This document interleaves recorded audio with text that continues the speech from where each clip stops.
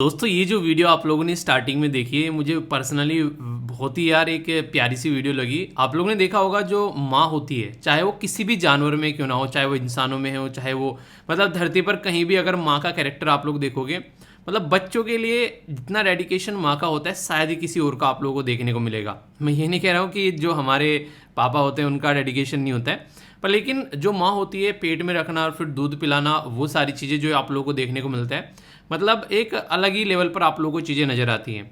तो आप लोगों को हमेशा ये चीज़ अप्रिशिएट करनी चाहिए एक तरीके से, जिसके पास में अपने पेरेंट्स हैं उनकी रिस्पेक्ट करो यार, क्योंकि पेरेंट्स जो होते हैं वो आप लोगों के लिए कभी भी कुछ गलत नहीं सोचेंगे। अगर कभी आप लोगों को थोड़ा सा कुछ बोल देते हैं, डांट देते हैं, कुछ आप लोगों को कुछ करने से मना करते हैं, तो उसको आप लोग हमेशा ज़िंदगी में अपना एक तरीके से ये मानो कि हाँ मेरे अच्छे के लिए ही बोल रहे हैं। अगर ये चीज़ आप लोग ज़िंदगी में हमेशा आगे लेकर चलोगे तो कभी भी आप लोगों की ज़िंदगी में जो दिक्कतें हैं वो ज़्यादा नहीं आएंगी। मतलब आएंगी वो तो देखो नेचर है ज़िंदगी का, पर लेकिन मैक्सिमम दिक्कतें कम होती नज़र आएंगी। रीज़न क्या है?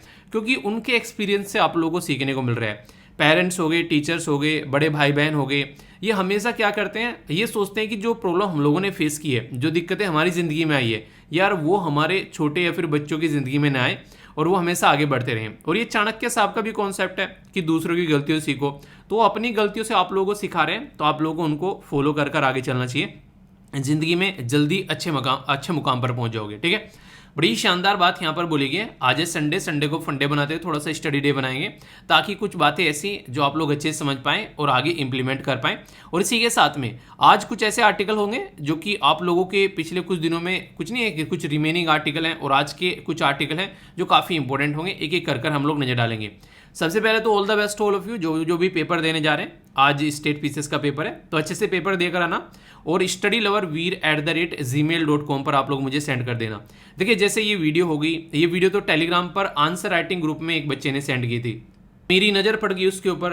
तो आप लोग चाहे तो मुझे studyloverveer@gmail.com पर भी ये चीज़ें सेंड कर सकते हैं जिससे कि मुझे मिल जाए। अगर मुझे लगेगा सबके साथ में शेयर करने लायक चीज़ है तो मैं उसको जरूर शेयर करूंगा। ठीक है, तो आंसर राइटिंग ग्रुप में जैसे शेयर की थी, जिससे मैंने कहा आंसर लिख दिया करो, तो यहाँ पर बच्चे ने शेयर की थी, मैंने यहाँ से उठाया था, जिसे ग्रुप में पोस्ट कर देते हैं। कई सारे यहाँ पर कई सारे आंसर पोस्ट करते हैं तो वो तो आप लोग करते रहिए, पर लेकिन अगर कुछ लगता है ऐसा शेयर करने लायक है वो मुझे studyloverveer@gmail.com पर आप लोग भेज दिया कीजिए, कोई भी चीज़ जो भी आप लोगों को लगती है और इस तरीके से। ठीक है, बाकी बड़ी शानदार बात बोली गई है यहाँ पर, बोला गया problems are not stop science, they are guiding lines. ठीक है, नॉर्मली हम लोगों को क्या लगता है जिंदगी में कोई दिक्कत आ गई तो ये लगे यार वो हमको रोकने के लिए आई है। मेरी जिंदगी में भी और आप लोगों की जिंदगी में भी हर एक इंसान की जिंदगी में दिक्कतें आती हैं। आप लोगों ने सनी देओल का वो डायलॉग सुना होगा कि मथुरा दास जिंदगी का दूसरा नाम ही प्रॉब्लम है। किसकी जिंदगी में प्रॉब्लम नहीं है आज की डेट में? ठीक है, तो उसमें बेसिकली यही बात समझाने की कोशिश की है कि हर एक इंसान की जिंदगी में यार कोई ना कोई दिक्कत देखने को मिलती है। अब वो आप लोगों को रोकने के लिए नहीं है, वो आप लोग को ये बताने के लिए कि भाई जो बहन अभी जो कर रहा है ना यार, तो उसको थोड़ा सा रुक के सोच कि सही डायरेक्शन में जा रहा है फिर गलत डायरेक्शन में जा रहा है। एक तो सबसे जो बड़ी बात है, एक बच्चा बोला कि सर मेरा रूममेट था, हम दोनों पढ़ा करते थे, वो जब से छोड़कर जब भी वो घर जाता है मेरी पढ़ाई अच्छी नहीं होती है। तो इसका मतलब क्या हो गया? इसका मतलब ये होगा कि वो क्या करता है, उस बच्चे के साथ में अपने आप को कंपेयर करता है कि वो पढ़ रहा है तो मैं भी पढ़ लेता हूँ। ठीक है, तो नॉर्मली आप लोग क्या करना है, किसी के साथ में कंपेयर करके अपनी जिंदगी मत जियो यार। मैं 99% कोशिश करता हूँ कि मैं अपने आप को अपने साथ में कंपेयर करूँ, किसी के साथ में कंपेयर ही ना करूँ। कोई टॉम डिक हैरी जो भी कर रहा है जिंदगी में, चाहे कितना अच्छा कर रहा है कितना बुरा कर रहा है, मुझे उससे फर्क ही नहीं पड़ना चाहिए। मुझे मेन जो होना चाहिए वो अपने ऊपर फोकस होना चाहिए कि मैं कितना अच्छा कर रहा हूँ या फिर मैं कितना बुरा कर रहा हूँ, उसको कितना इंप्रूव मैं कर सकता हूँ, अपनी कैपेबिलिटी को इनहेंस कितना कर सकता हूँ, अपने काम पर कितना फोकस कर सकता हूँ। इसीलिए मैं कोशिश करता हूँ कि हमेशा अपने काम को देखकर आगे बढ़ूँ, अपने आप पर फोकस करूँ। पर लेकिन अगर आप लोग दूसरे को फोकस करेंगे तो क्या होगा, जैसे आप लोगों ने दूसरे का मोरल डाउन देखा, उसने कुछ काम करना बंद किया तो पढ़ना बंद किया, आप लोग भी पढ़ना बंद कर दोगे कि वो भी नहीं पढ़ रहा मैं क्यों पढ़ूँ। मतलब ये कि साइकोलॉजिकल चीज़ें होती हैं यार। तो अपने आप को अपने साथ में कनेक्ट करके रखो, दूसरों के साथ में कंपेयर करके मैक्सिमम टाइम आप लोग एक तरीके से बर्बादी की ओर बढ़ते हुए नजर आओगे। जैसे अभी इसके साथ में शेयर किया गया, तो बच्चा ये देख रहा है कि वो पढ़ रहा है तो ठीक है मैं भी पढ़ लेता हूँ, वो नहीं पढ़ रहा है तो मैं भी नहीं पढ़ रहा हूँ, तो ये गलत बात है। पर लेकिन दिक्कत जो आ रही है, अगर उसका सोल्यूशन आप लोग निकालना चाहेंगे तो वो आप लोग हमेशा निकाल सकते हैं। थोड़ा सा पेशेंस के साथ में और दिमाग को शांत रखकर आप लोग काम करना है। और यही टैक्टिक्स जो है आप लोगों की एग्जाम में भी काम आती है। एग्जाम में अगर कोई क्वेश्चन आप लोगों से सोल्व नहीं हो रहा है ना, ये सोचो हमसे नहीं हो रहा है तो किसी से भी नहीं हो रहा है। ठीक है, देखो आप लोगों के अंदर कॉन्फिडेंस आएगा। ओके, आज है संडे, संडे को आप लोगों को एक पिक्चर दिखाता हूँ। ये पिक्चर जो है आज की सबसे ज़्यादा चर्चित जो फेस है पूरी इंडिया के अंदर नहीं पूरी दुनिया के अंदर, तो इनका नाम आप लोगों को बताना है। बताइए ये कौन है? तो आज के हिंदू के अंदर यहाँ पर इनके ऊपर कुछ स्टोरी लिख रखी थी, तो मैंने सोचा आप लोगों को कम से कम चेहरा तो पता होना चाहिए कि इंसान का कि आखिर क्या है। ठीक है, अभी आप लोगों को पता है देश के अंदर काफ़ी सारी दिक्कतें देखने को मिल रही है, अलग अलग लेवल पर प्रोटेस्ट देखने को मिल रहे हैं। तो उसी के चलते कई सारे जो स्टेट हैं उनको मिनिस्ट्री, जो हमारी कंट्री में होम मिनिस्ट्री है, उसके द्वारा यहाँ पर अभी एडवाइजरी इशू की गई है ताकि सिचुएशन को कंट्रोल किया जा सके। अभी लगभग 250 के करीब जो लोग हैं उनको उत्तर प्रदेश में पकड़ा गया। इसी के साथ में यहाँ पर जो इशू देखने को मिला था वो था यहाँ पर नुपुर शर्मा बीजेपी की स्पोक पर्सन, और इसी के साथ में नवीन कुमार। जो इशू देखने को मिला था कि यहाँ पर जो पर्टिकुलर रिलीजन के खिलाफ कुछ टिप्पणी करना, और उसकी वजह से इतना इशू हो गया। सबसे बड़ी बात तो यार मुझे यहाँ पर ये देखने को मिल रही है कि हम लोग कहाँ पर बैठे हुए हैं आज की डेट में। अगर कोई एक पर्सन कोई टीका टिप्पणी कर दे, हिंदू या मुस्लिम कोई भी आकर यहाँ पर, और देश के अंदर इतना बवाल हो जाना, तो इससे हम लोग कितने चीज़ों को लेकर किस लेवल पर चल रहे हैं। मतलब कल को चलकर किसी ने कुछ बोल दिया और पूरे देश के अंदर नहीं, इंटरनेशनल लेवल पर भी यहाँ पर बवाल मच गया। इंटरनेशनल लेवल पर तो यार आप लोगों को खैर दोगला चेहरा देखने को मिलेगा। दोगला चेहरा क्यों बोल रहा हूँ, अगर आप लोग बात करें इंटरनेशनल लेवल की, तो सबसे खतरनाक चीज़ मुझे ये लग रही है, अगर चाइना के अंदर आप लोग जाएंगे ना, यहाँ पर ये चाइना के अंदर जिंगजियान वाला रीजन है और यहाँ पर उगर कम्युनिटी पाई जाती है। उगर कम्युनिटी क्या है, वो मुस्लिम माइनॉरिटी कम्युनिटी है। वो मुस्लिम माइनॉरिटी कम्युनिटी वहाँ पर इतनी दिक्कत में है, शायद कहीं और पृथ्वी पर मुस्लिम जो है वो इतनी दिक्कत में होगा। उनको नमाज तक पढ़ने के लिए वहाँ पर अलाउ नहीं किया जाता है। दाढ़ियाँ रखते हैं तो उनकी दाढ़ियाँ काट दी जाती है ताकि वहाँ पर वो मुस्लिम जैसे लगे ही ना यहाँ पर। और उनके साथ में इतनी बुरी हालत की जाती है कि वो कहीं भी अगर जाते हैं तो दूसरा देश जो है वो सो चाइना को सौंप देता है कि तुम ही इसको मारो, तुम ही इसको बेसिकली एक तरीके से ना कंट्रोल करके रखो। उसकी जिंदगी दरबत्तर बनाकर रखता है चाइना वहाँ पर, और दुनिया में कोई भी चाइना को कुछ नहीं बोलता है। जो पाकिस्तान जरा जरा सी देश पर चिल्लाने लगता है कि इंडिया के अंदर ये हो गया कि एक नुपुर शर्मा, एक पर्टिकुलर पर्सनैलिटी है, उनके द्वारा कुछ बोला गया और पूरे देश में बवाल हो गए, और उसके ऊपर भाई साहब चुप्पी साधे रखते हैं, कोई कुछ नहीं बोलता है। जहाँ चाइना कुछ बोलेगा ना सऊदी अरेबिया कुछ बोलेगा। इवन ऐसे भी केसेस देखने को मिल रहे हैं कि गलती से यहाँ पर कुछ लोग अगर पाकिस्तान, सऊदी अरेबिया, तुर्की के अंदर, तुर्की नहीं तुर्की है इसका नाम तुर्की है, तुर्की का आप लोगों को मैंने बताया भी था कि एक चिड़िया के नाम पे था नाम इसका पहले, तो अभी यहाँ पर इन्होंने अपना नाम चेंज कर दिया, तुर्की है। ठीक है, तो ये बेसिकली वो चिड़िया जो है वो काफ़ी ज़्यादा खाई जाती थी, उसका मांस वगैरह, तो उसकी वजह से इन्होंने नाम चेंज कर दिया था।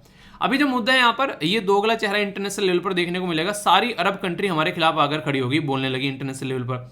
मैं मानता हूँ कि हाँ कमेंट जो है वो नहीं करना चाहिए, कमेंट बहुत ज़्यादा गलत है, पर लेकिन अगर आप लोगों को लग रहा है आप लोग धर्म के इतने रक्षक हैं, धर्म के इतने बड़े ठेकेदार हैं, ऑर्गेनाइजेशन ऑफ इस्लामिक कोऑपरेशन की बात कर लीजिए आप लोग, तो फिर अपने धर्म को सब जगह प्रोटेक्ट करो ना यार। आप लोग अगर दुनिया में कोई भी कुछ गलत कर रहा है तो उससे प्रोटेक्ट करो आप लोग अपने धर्म को। मतलब इंडिया के अंदर तो आप लोग धर्म को प्रोटेक्ट करने बैठ जाते हो, ठीक है। इंटरनेशनल लेवल पर कोई कुछ कर रहा है, रोहिंग्या कम्युनिटी को ले लो आप लोग यहाँ पर, ठीक है, म्यांमार के अंदर में, उसके बारे में कोई बोल ही नहीं रहा है कुछ यहाँ पर। तो ये सारे इशू जो होते हैं ना, अगर आप लोग इनको थोड़ा सा ढंग से जियोपॉलिटिक्स को समझोगे, ये कहीं ना कहीं इंटरनेशनल लेवल पर इंडिया की इमेज को डिग्रेड करने की कोशिश की जाती है। जब कोई देश उभर रहा होता है, बढ़ रहा होता है, तब यहाँ पर ऐसे इश्यूज आप लोगों को देखने को मिलेंगे। तो इस तरीके से यहाँ पर ये हमेशा जो इशू निकल कर आते हैं वो तभी आएंगे जब यहाँ पर आप लोग जो है एक अच्छे पोजीशन पर चलना स्टार्ट हो जाता है, बहुत सारे लोग आप लोगों की टांग खींचने के लिए आ जाते हैं। तो वही सिचुएशन आप लोगों को यहाँ पर देखने को मिलेगी।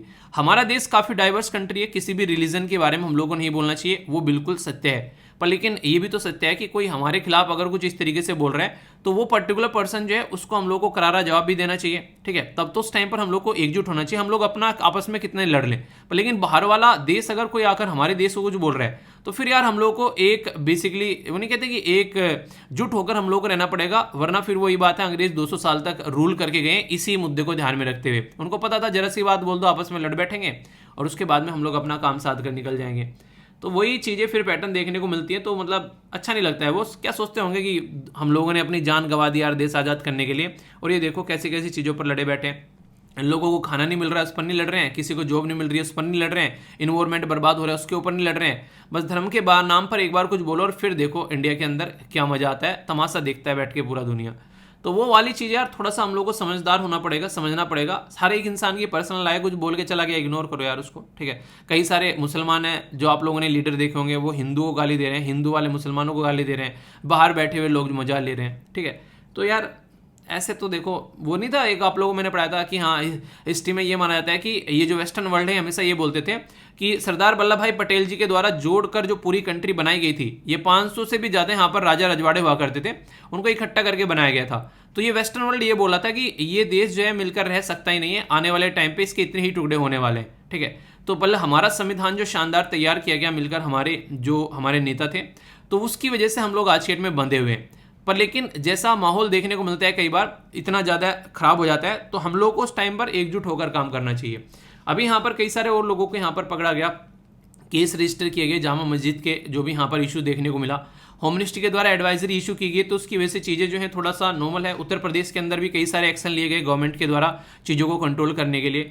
तो ये सारा माहौल ख़राब करता है कहीं ना कहीं, ठीक है।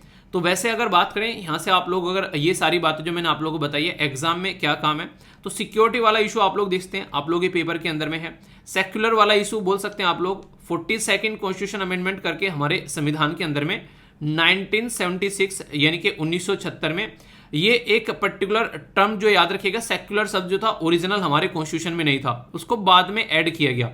और ये जो ऐड किया गया ये हमारे किस में, प्रीएम्बल में आप लोगों को देखने को मिलेगा। तो सबसे बड़ा मुद्दा यहाँ पर ये निकल कर आता है, कई बार तो आप लोगों ने देखा होगा जब सेक्युलरिज्म के बारे में बात करते हैं तो हमारा सेक्युलरिज्म जो है उसके ऊपर क्वेश्चन पूछे जा चुके हैं मेंस के अंदर भी, कि वो कैसा सेक्युलरिज्म है। वो एक तरीका पॉजिटिव सेक्युलरिज्म है। पॉजिटिव मतलब, और यहाँ पर अगर दुनिया में आप लोग दूसरी जगह जाओगे, जैसे फ्रांस हो गया, दूसरी कंट्री होगी, वहाँ का सेक्युलरिज्म नेगेटिव सेक्युलरिज्म कहलाता है। रीजन क्या है पॉजिटिव और नेगेटिव का, ये काफी प्यारा सा कॉन्सेप्ट है जो आप लोग याद रखिएगा। हमारी कंट्री में जो एडमिनिस्ट्रेशन है, इनके जो गवर्नमेंट है, वो यहाँ पर सपोर्ट करता है बेसिकली रिलीजन को। कोई जैसे कि हज यात्रा पर जाना चाहता है, अमरनाथ यात्रा पर जाना चाहता है, या फिर कोई और फेस्टिवल सेलिब्रेट करना चाहता है, तो उनको एक सपोर्ट प्रोवाइड कराती है कई बार यहाँ पर गवर्नमेंट। तो यानी कि इनडायरेक्ट वे में यहाँ पर अपना अपना रिलीजन फॉलो करो आप लोग, कोई आप लोग को रोकेगा नहीं, और गवर्नमेंट भी उसमें सपोर्ट करेगी। क्योंकि महात्मा गांधी जी या फिर दूसरे जो लीडर थे, उनका ये मानना था कि रिलीजन जो है वो लोगों का दोस्त है, वो एक तरीके से फ्रेंड है, वो उनके साथ में मिलकर रहता है, और एडमिनिस्ट्रेशन का भी दोस्त है। एडमिनिस्ट्रेशन का दोस्त कैसे, कल को चलकर आप लोग आईएएस बन गए, आईपीएस बन गए, तो रिलीजन एक ऐसी चीज है यार जो कि यहाँ पर आप लोगों को हमेशा साथ देगी। वो कैसे देगी, वो ऐसे देगी, रिलीजन कभी भी किसी को कुछ गलत काम करने के लिए नहीं बोलता है। यानी कि आप लोग किसी का मर्डर कर दो, आप लोग दारू पियो, आप लोग सोसाइटी में दंगे फैलाओ, ये रिलीजन कभी नहीं बोलता है। रिलीजन हमेशा इसको रोकता है और बोलता है कि अगर ऐसा करोगे तो आप लोग जो है नर्क में जाओगे, ठीक है, आप लोगों को जन्नत नहीं मिलेगी, ऐसी बातें देखने को मिलती हैं। तो इसका मतलब क्या होता है, रिलीजन जो है वो एडमिनिस्ट्रेशन का दोस्त है। और ये पब्लिक एडमिनिस्ट्रेशन जो सब्जेक्ट है उसके अंदर ये सारी चीज़ें बहुत अच्छे से पढ़ाई जाती हैं। ये जब आप लोग देखोगे इस तरीके से कि हाँ एक पर्टिकुलर पोस्ट पर अगर बैठते हो तो आप लोग क्या क्या फायदा इससे हो सकता है, तो एडमिनिस्ट्रेशन को एक दोस्त माना जाता है, बेसिकली रिलीजन को एक दोस्त माना जाता है। तो इस तरीके से आप लोग समझ सकते हैं। तो हमारी कंट्री का पॉजिटिव किस लिए, क्योंकि हम लोग उसको साथ में लेकर चलते हैं। पर लेकिन वेस्टर्न वर्ल्ड में क्या हुआ था, पुराने टाइम पे यहाँ पर जो बेसिकली जो चर्च हुआ करती थी, उन्होंने काफी गलत तरीके से जनता के ऊपर रूल किया। और गलत तरीके से कैसे, जो अमीर लोग थे, जो साहूकार लोग थे, उनको तो खूब सपोर्ट प्रोवाइड कराएगी, पर लेकिन जो गरीब लोग थे, जो मिडिल क्लास फैमिली थे या फिर लोअर मिडिल क्लास, उनके ऊपर दुनिया भर का टैक्स लगाया गया। उनको एक तरीके से बदतर वाली जिंदगी जीने को मिली उस टाइम पर। तो लगने लगा वो तो बेचारे रिलीजन के चक्कर में आकर अपना ठीक है चर्च के रूल और रेगुलेशन फॉलो कर रहे थे, पर लेकिन जैसे जैसे लोग जागरूक हो जाते हैं फिर ये सारी चीजें साइड में होने लगती है। तो दुनिया भर के प्रोटेस्ट हुए, आप लोगों ने देखा फ्रांस के अंदर, ब्रिटेन के अंदर, हर जगह कंट्री में प्रोटेस्ट देखने को मिले। फिर रिलीजन को अलग कर दिया गया एडमिनिस्ट्रेशन से। तो यानी कि इनका रिलीजन जो है एडमिनिस्ट्रेशन से बिल्कुल अलग है, वो वहां पर उसको एक जगह इकट्ठा मानते नहीं है। आप लोगों ने देखा होगा फ्रांस में बुर्का पहनना जो है वो बिल्कुल भी अलाउ नहीं है। वो कहते हैं सब एक जैसे दिखो, क्यों बुर्का पहन रहे हो। पर हमारे देश में है कि किसी को बुर्का पहनना है बुर्का पहनो, कोई पगड़ी पहन रहा है पगड़ी पहनो, कोई अपना जो नॉर्मल नहीं धोती पहन रहा है धोती पहनो, एक तरीके से मतलब अपनी अपनी चीजें फॉलो कर सकते हो। तो हमारा एक लिबरल सेक्युलरिज्म आप लोगों को देखने को मिलेगा। और ये क्वेश्चन अभी एक बच्चा था उसके द्वारा बोला गया, सर इंटरव्यू में मेरे से पूछा गया था, आपने पढ़ाया था पॉजिटिव और नेगेटिव सेक्युलरिज्म। तो हमारी कंट्री में आज के डेट में ऐसे इश्यूज को देखते हुए फिर से इंटरव्यू में आप लोगों से क्वेश्चन बन सकता है। और प्रिपरेशन अगर आप लोगों को करनी है तो प्रीलिम्स, मेंस और इंटरव्यू अगर साथ में लेकर चलोगे तो ही एक मुकाम पर पहुंच पाओगे, वरना हमेशा यहीं पर ट्राई करते रह जाओगे और हमेशा आप लोग अपना जो मंजिल को नहीं छू पाओगे। तो इसलिए सबको तैयार करके चलो एक साथ में। एक टॉपिक अगर आप लोगों के सामने आ रहा है तो क्या क्या क्वेश्चन बन सकते हैं, किस तरीके से यहाँ से चीजें पूछी जा सकती हैं, वो सारी चीजें माइंड में क्लियर होनी चाहिए, ठीक है।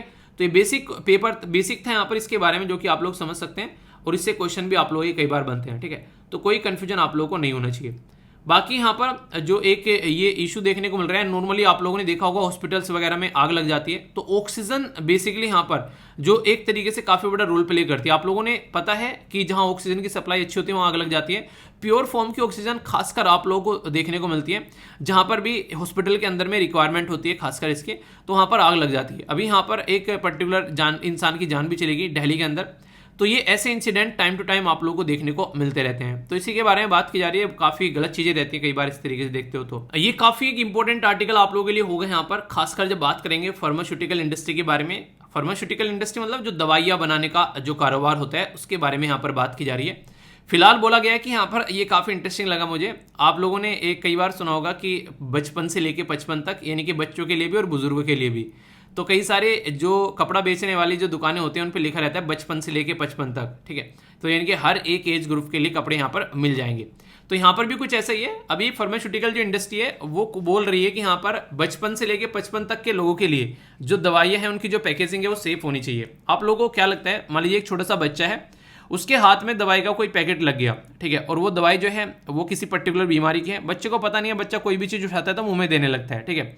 तो जरूरी है यहाँ पर कि उस पर्टिकुलर पैकेजिंग को इस तरीके से बनाया जाए ताकि एक बच्चा उसको न खोल सके। कोई भी ऐसी चीज़ें हो, कोई भी ऐसी सिचुएशन हो जिसमें बच्चा जो है उसके मुंह में वो सारे सामान न जाए, उसको दिक्कतें देखने को न मिले। और जो एल्डरली जो बुजुर्ग लोग हैं उनको भी इसी तरीके से यहाँ पर बनाया जाए ताकि वो भी उसको आसानी से इस्तेमाल कर सकें। तो पैकेजिंग जो होनी चाहिए वो यहाँ पर बुजुर्गों के, बच्चों के और खासकर इन्वायरमेंट के फ्रेंडली होनी चाहिए। तो इसी के बारे में बात की जा रही है। आप लोग बोलेंगे यार पैकेजिंग इतना बड़ा इशू हो गया कि इसको डिस्कस किया जा रहा है बाकायदा, ऐसा क्या है? तो इसके बारे में आप लोग अभी जान पाएंगे। टोटल मिलाकर 1.4 बिलियन की मार्केट है ओनली पैकेजिंग की। आप लोग अमेजन से कुछ खरीद रहे हैं, फ्लिपकार्ट से कुछ खरीद रहे हैं, तो आप लोग घर पे कोई भी सामान आता है तो प्रॉपर पैकेट में आता है, तो वो पैकेजिंग होती है। तो वो भी एक पर्टिकुलर एक इंडस्ट्री चलती है बराबर में इस पर्टिकुलर एरिया को। आप लोगों ने देखा ना कि एक तरीके से डोंट जज the book by its cover, यानी कि किताब के कवर को देखकर बुक को जो है अंदर से जज मत करो। तो यानी कि पैकेजिंग एक तरीके से शानदार बना दी, पता चला प्रोडक्ट जो है वो खराब है, ऊंची दुकान फीके पकवान वाली बात हो जाती है। तो कई बार ऐसी चीजें देखने को मिलती हैं। बोला यह जा रहा है कि जो 1.4 बिलियन का ये आज के डेट में आप लोगों को देखने को मिल रहा है, आने वाले टाइम में ये 3 बिलियन तक का आप लोगों को यहाँ पर नजर आएगा। तो ये काफी इंटरेस्टिंग जो चीज है। तो आने वाले टाइम में इसमें बहुत सारी जॉब भी क्रिएट होती नजर आएंगी। ये ओनली फार्मास्यूटिकल सेक्टर के बारे में बातें कर रहा हूं जब दवाइयों की पैकेजिंग की जाती है। आखिर इतना बड़ा एरिया ऐसा क्या है यहाँ पर, इसके अंदर अगर समझना चाहो थोड़ा सा ध्यान से सुनिएगा, आप लोग इसको कनेक्ट भी कर पाओगे। इंडिया का जो फार्मा सेक्टर है काफी इंपॉर्टेंट है। हमारी कंट्री को बेसिकली दुनिया का हम लोग फार्मेसी ऑफ द वर्ल्ड बोलते हैं। फार्मा एक तरीके से हमारी कंट्री में इतना सारा ये सारा व्यापार किया जाता है, तो हमारे देश को फार्मेसी टू द वर्ल्ड बोला जाता है। इनके दुनिया को दवाई प्रोवाइड कराने वाला देश है हमारा। तो वर्ल्ड में 3rd लार्जेस्ट फार्मास्यूटिकल जो प्रोड्यूसर हैं वो हमारे देश के अंदर आप लोगों को देखने को मिलेगा। हमारी कंट्री की इंडस्ट्री जो है वो इतनी ज़्यादा है, दुनिया में लगभग 50% ग्लोबल जो डिमांड है अलग अलग वैक्सीन की वो हम लोग प्रोवाइड कराते हैं। कोविड-19 के टाइम पर भी आप लोगों ने देखा होगा, इसको लेकर हमारी हालत खिल्ली उड़ गई कि हम लोग जो है अपनी कंट्री में कोविड-19 बचा नहीं पा रहे हैं, लोगों को दवाई प्रोवाइड नहीं करा रहे हैं और दुनिया को दवाइयाँ दे रहे हैं।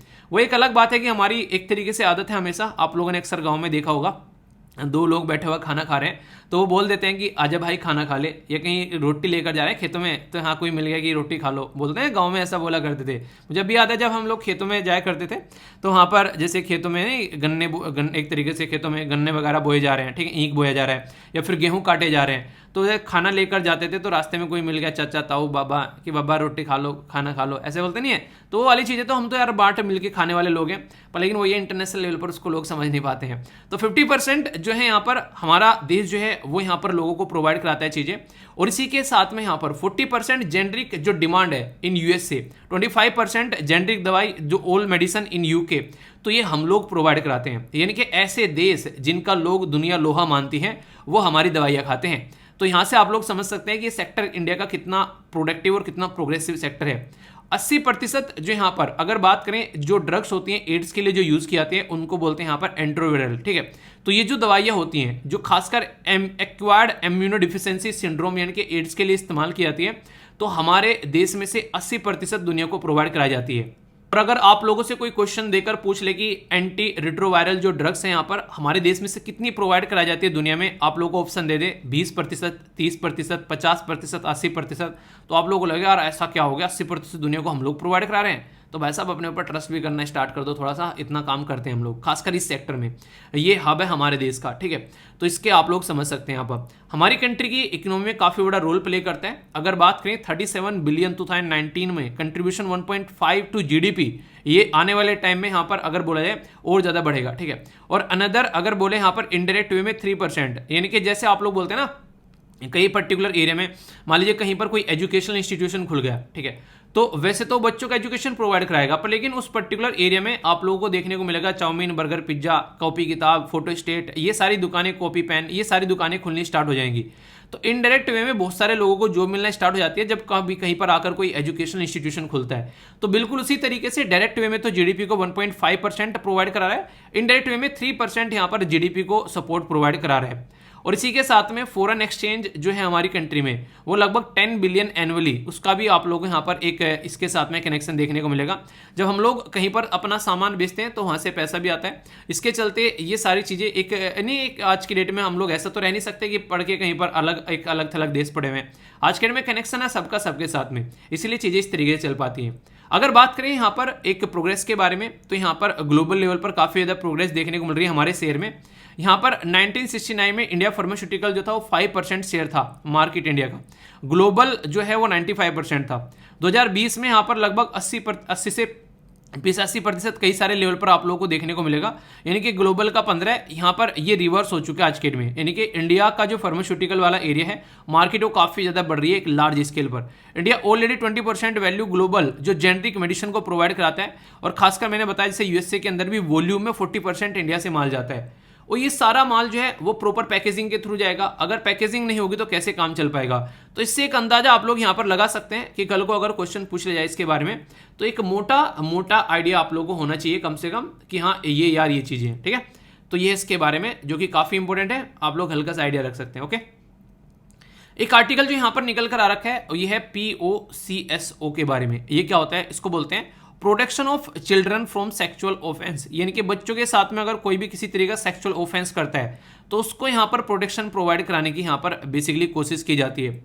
अगर बात करें आप लोगों ने अगर बात करें कई सारे ऐसे केसेस सुने भी होंगे, कई बार तो मैं भी आप लोगों को पढ़ा चुका हूँ कि अगर किसी बच्चे के साथ में कोई छेड़खानी हो रही है, यहाँ पर उस बच्चे को सबसे ज़्यादा प्रॉब्लम जो झेलनी पड़ती है वो अपने ही किसी नियर डियर वन से झेलनी पड़ती है, यानी कि कोई घर का ही आसपास का जो बच्चों के साथ में ऐसी हरकतें करता हुआ पाया जाता है।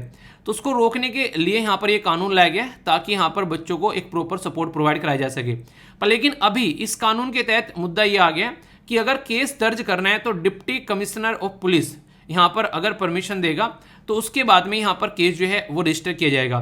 तो कई सारे जो चाइल्ड के राइट को प्रोटेक्ट करने वाले लोग हैं वो यहाँ पर इसको लेकर सड़कों पर उतर आए, बोले कि इस कानून का मतलब ही क्या रह जाएगा, फिर तो यहाँ पर बच्चों के खिलाफ और ज़्यादा अत्याचार होते चले जाएंगे और आप लोग यहाँ पर डिप्टी कमिश्नर ऑफ पुलिस का वेट करते रहोगे कि उसी के हिसाब से यहाँ पर परमिशन लेके आप लोगों को FIR दर्ज करनी है।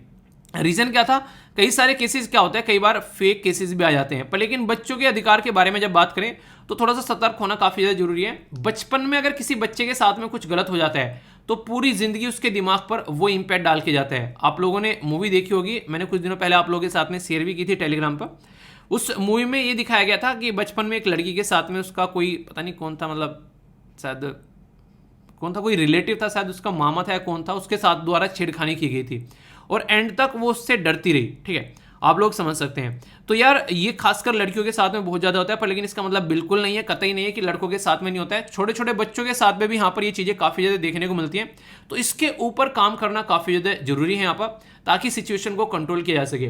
तो घर में आसपास में कभी भी किसी बच्चे के साथ में कोई भी ऐसा इशू देखने को मिले तो आप लोग उसको ध्यान रखिएगा। ये सारे ऐसे इशूज़ हैं यार जिनके बारे में अगर जितनी ज़्यादा बात की जाए उतना ज़्यादा अच्छा है, क्योंकि एक बच्चे की ज़िंदगी यहाँ पर बर्बाद हो रही है। और अगर आप लोग खुद इस चीज़ को अगर आप लोग समझ पा रहे हो तो आप लोग पढ़े हुए इंसान हो, आप लोग ये चीज़ें जो है दूसरों को बता भी सकते हो। ये तो फायदा होता है यार, एजुकेशन का मतलब क्या रहता है, वरना अगर आप लोग आज के डेट में एजुकेशन ले रहे हो और उस एजुकेशन को आप लोग इंप्लीमेंट नहीं कर पा रहे हो तो फिर उस एजुकेशन का कोई मतलब आप लोगों को लगता है। तो हम हमेशा कोशिश करो उस एजुकेशन को ढंग से इस्तेमाल कर पाओ, दूसरे का किसी न किसी का फायदा हो, उसकी क्या क्या चीज़ें उसको इंप्लीमेंट कर पाओ, तभी उसका कोई मतलब यहाँ पर रह जाता है। तो ये चीज़ें आप लोगों को समझनी पड़ेगी। और खासकर यहाँ पर कोई भी ऐसा इंसान होगा जो कि आसपास में जानने वाला ऐसा इंसान होगा जिसको आप लोग जानते हैं पहचानते हैं। तो इसी के चलते हमारे देश में ये कानून बनाया गया जिसका नाम है POCSO। इसके तहत हमारी कंट्री में अगर बात करें इंडियन पिनल कोड यानी कि भारतीय जो दंड संहिता है या फिर स्पेशल या फिर लोकल जो कानून होते हैं उनके हिसाब से अगर कोई भी कुछ गलत काम करता है तो उसको बिहाइंड द बार डाला जाएगा। ठीक है, और इसके बारे में डेटा प्रस्तुत करता है हमारी कंट्री में, आप लोगों को पता होगा, national crime of record bureau जो यहाँ पर डेटा प्रस्तुत करता है इसको लेकर। अगर कल को कोई दिक्कत होती है तो यहाँ पर उसको सोल्यूशन निकाला जाता है। ठीक है, कि हाँ कितने सारे बच्चे कहाँ पर क्या हैं, ये सारे सारे डेटा हमारे सामने निकल कर आते हैं। अगर बात करें यहाँ पर खासकर शारीरिक तौर पर, फिजिकल तौर पर, इमोशनल तौर पर बच्चों को एक तरीके से प्रताड़ित करने की कोशिश की जाती है और इसको यहाँ पर रोकने की कोशिश की जाती है, तो national commission for protection of the child right, ये भी आप लोग याद रखते हैं, NCPCR, national commission for protection of child right, ये एक ऐसी बॉडी है यहाँ पर जो बच्चों के अधिकारों को प्रोटेक्ट करने का काम करती है। अगर राइट टू एजुकेशन के बारे में बोला जाए ना आप लोगों को, तो उसको इंप्लीमेंट किया जा रहा है नहीं किया जा रहा है, जो 2009 का हमारी कंट्री में राइट टू एजुकेशन है, तो उसको भी आप लोग यहाँ पर बोल सकते हैं कि यहाँ पर ये किस तरीके से इंप्लीमेंट करें, उसके ऊपर भी ध्यान रखती है। तो काफ़ी इंपॉर्टेंट ये बॉडी आप लोगों को देखने को मिलेगी। तो कल को इसके चलते कुछ भी आप लोगों से क्वेश्चन पूछ ला जाए, और अच्छा एक बच्चा अभी कोई पेपर देकर आया था, शायद पता नहीं बैंकिंग का था किसका था, उसने बोला सर अभी चाइल्ड राइट मतलब एक तरीके से ना राइट टू एजुकेशन के बारे में कुछ लिखने के लिए आया, तो सर लिखने में काफ़ी ज़्यादा मजा आया, मतलब एक तरीके से बहुत सारे पॉइंट्स याद आ रहे थे उस टाइम पर, क्योंकि आप लोगों को याद होगा राइट टू एजुकेशन जो है आप लोगों को कईयों बार पढ़ा चुका हूँ मैं, ठीक है, बच चुके इस तरीके से कि हमारी कंट्री में कैसे कैसे एजुकेशन को लेकर चला जा रहा है, पहले एजुकेशन जो था वो किस तरीके से था, अब एजुकेशन को कैसे है, तो ये एक तरीके जो चीज़ें चलती रहती है, तो वो सारी चीज़ें आप लोगों के माइंड में अगर आ रही हैं, रेगुलर आप लोग लेक्चर सुनते हो ना जब, तो ये सारी चीज़ें आप लोगों के माइंड में रिकॉल होती रहती है, तो इससे आप लोग जब आंसर राइटिंग करने बैठते हैं या फिर ऐसे में बैठते हैं, इंटरव्यू में आंसर देते हैं, तो बहुत सारी चीज़ें आप लोगों को याद आ जाएगी। तो इसलिए न्यूज़पेपर आप लोग लाइफ का पार्ट बना लो, ये तो आगे भी पढ़ते रहना है यार जिंदगी में। वैसे तो बोला जाए तो ये है कि हाँ ठीक है चलो एग्जाम निकल गया, पर नहीं, अगर रियलिटी में एक अच्छा अवेयर जिंदगी आप लोग जीना चाहते हैं, आलिया भट्ट या फिर वरुण धवन नहीं बनना चाहते हैं, अभी एक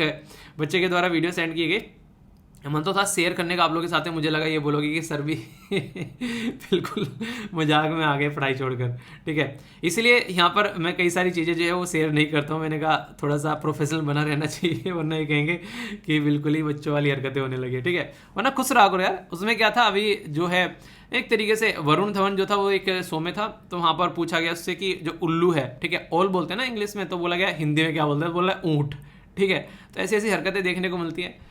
तो वही ये सब तो चीज़ें थोड़ा सा समझ पता होनी चाहिए और उनको इम्प्लीमेंट भी करो, ठीक है।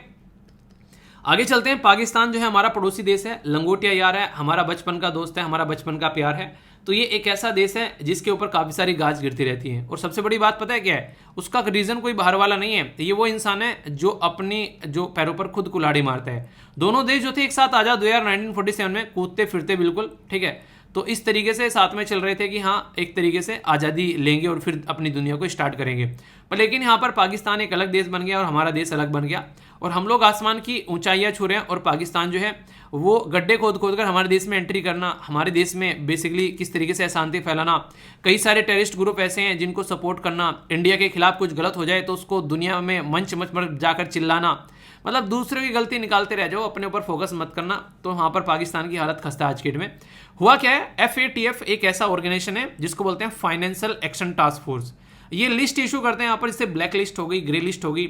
अगर इसके अंदर कोई इंसान आ गया तो इसका मतलब यह है कि उसने दुनिया में टॉप कर दिया, अच्छी चीज़ों में नहीं बुरी चीज़ों में, यानी कि वो हरकतें ज़्यादा कर रहा है, अब वहाँ पर व्यापार करना बंद कर दो, ये फाइनेंशियल एक्शन टास्क फोर्स बोलते हैं। पाकिस्तान को इस लिस्ट में डाला गया, और पाकिस्तान की हरकतें कुछ ऐसी हैं कि आज नहीं डाला गया, पहले भी डाला जा चुके हैं। 2008 से 9 में, 12 से 15, और अभी यहाँ पर अभी पाकिस्तान फिर से इस लिस्ट में है, और वो कोशिश कर रहा है कि इस लिस्ट से इसको बाहर निकाला जाए। इस लिस्ट में इंसान को आने के लिए क्या करना पड़ता है, प्रॉपर प्रीलिम्स, मेंस और इंटरव्यू की तैयारी करनी पड़ती है, जब जाकर इस लिस्ट में इंसान का नाम आता है। मतलब टेररिस्ट एक्टिविटी फैलाओ दबाकर, ठीक है, अपनी कंट्री में टेररिस्ट को फंडिंग करो दबाकर, इंटरनेशनल लेवल पर जितना ज़्यादा चीज़ों को कर सकते हैं ना ये, हाँ जहाँ जहाँ पर भी अटैक हो रहे हैं हम लोग उसकी रेस्पॉन्सिबिलिटी लेते हैं, अच्छा काम है, बहुत बढ़िया रेस्पॉन्सिबिलिटी ले लो तुम। तो जो भी ऐसी हरकतें करता है, मतलब प्रीलिम्स मेंस इंटरव्यू में अगर जो कोई आ जाता है तो वो यहाँ पर FATF के अंदर उसका नाम आप लोगों को देखने को मिल जाता है। तो यहाँ पर भी कुछ ऐसा ही है, FATF के अंदर पाकिस्तान एंजॉय कर रहा है लाइफ को। ये काफी इंपॉर्टेंट एक ऐसी ऑर्गेनाइजेशन जिस पे क्वेश्चन भी बन सकते हैं। तो इसके अंदर आज के डेट में देखने को मिलेगा एक पर्टिकुलर फंडा कि हाँ पाकिस्तान को पकड़ के रखा गया है, पर पाकिस्तान ने कुछ चीज़ें अच्छी भी की हैं यहाँ से निकलने के लिए। कुछ लोगों को जेल में डाला है उठाकर, ठीक है, जैसे यहाँ पर जो शहीद है, जो हाफिज सईद, ठीक है, तो सईद जो ये एक तरीके से इसको जेल में डाला गया उठाकर कि इसको आने वाले टाइम में कई सारी जो हरकतें इसके द्वारा की गई है तो उसके चलते इसको कई सारी सजा दी गई है। पर लेकिन अभी भी यहाँ पर उतनी सारी सेटिस्फाइड नहीं हुई है चीज़ें जितना होना चाहिए। आज के डेट में 17 कंट्री है ग्रे लिस्ट के अंदर में, उसमें से पाकिस्तान भी एक है। तो ऐसा नहीं है कि ये पाकिस्तानी अकेला यहाँ पर ये चीज़ झेल रहा है।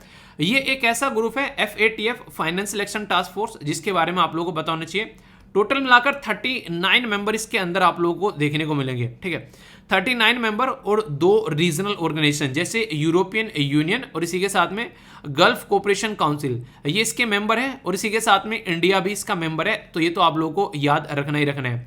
ग्रे लिस्ट जो है यहाँ पर एक तरीके से अगर कोई टेररिस्ट फंडिंग को, मनी लॉन्ड्रिंग को, इन सब चीजों को सपोर्ट कर रहा है तो उसको ग्रे लिस्ट में डाल दिया जाता है। ऐसा है यहाँ पर ब्लैक लिस्ट भी है। ब्लैक लिस्ट का मतलब तो बिल्कुल यही हो गया कि भाई साहब ये इंसान जो है बदतमीजी की पराकाष्ठा पार कर चुका है, जिसमें कुछ कंट्री आप लोगों को देखने को मिलेगी, ठीक है। आप लोगों को जैसे कि यहाँ पर बात करूं तो ईरान उसमें आप लोगों को देखने को मिल जाएगा, और एक कंट्री है वहाँ पर जिसका नाम है नॉर्थ कोरिया, तो वो आप लोगों को देखने को मिल जाएगा। इसके अलावा भी क्या कोई और कंट्री है उसके अंदर में, ये आप लोग बताइए, देखता हूँ कौन कौन बताता है। ये एक ऐसा ग्रुप है जिसकी मीटिंग आप लोगों को देखने को मिलती है, ठीक है, 3 टाइम्स पर ईयर, यानी कि हर साल में यहाँ पर लगभग 3 बार देखने को मिलती है। तो इससे ये रहता है कि ठीक है चलो अब यहाँ पर टाइम टू टाइम मिलता रहता है कि हाँ भैया अब निकल सकते हैं, इससे बाहर अब निकल सकते हैं, तो लोगों को एक आस लगी रहती है। पर लेकिन देखना पड़ता है कि कैसे काम चल रहे हैं। एक इंटरेस्टिंग क्वेश्चन जो कई बार एग्जाम में पूछा जाता है, आप लोगों को पता भी होना चाहिए, ये इसका हेडक्वार्टर आप लोगों को जो कि देखने को मिलेगा वो है OECD, यानी कि organisation for economic cooperation and development, ठीक है।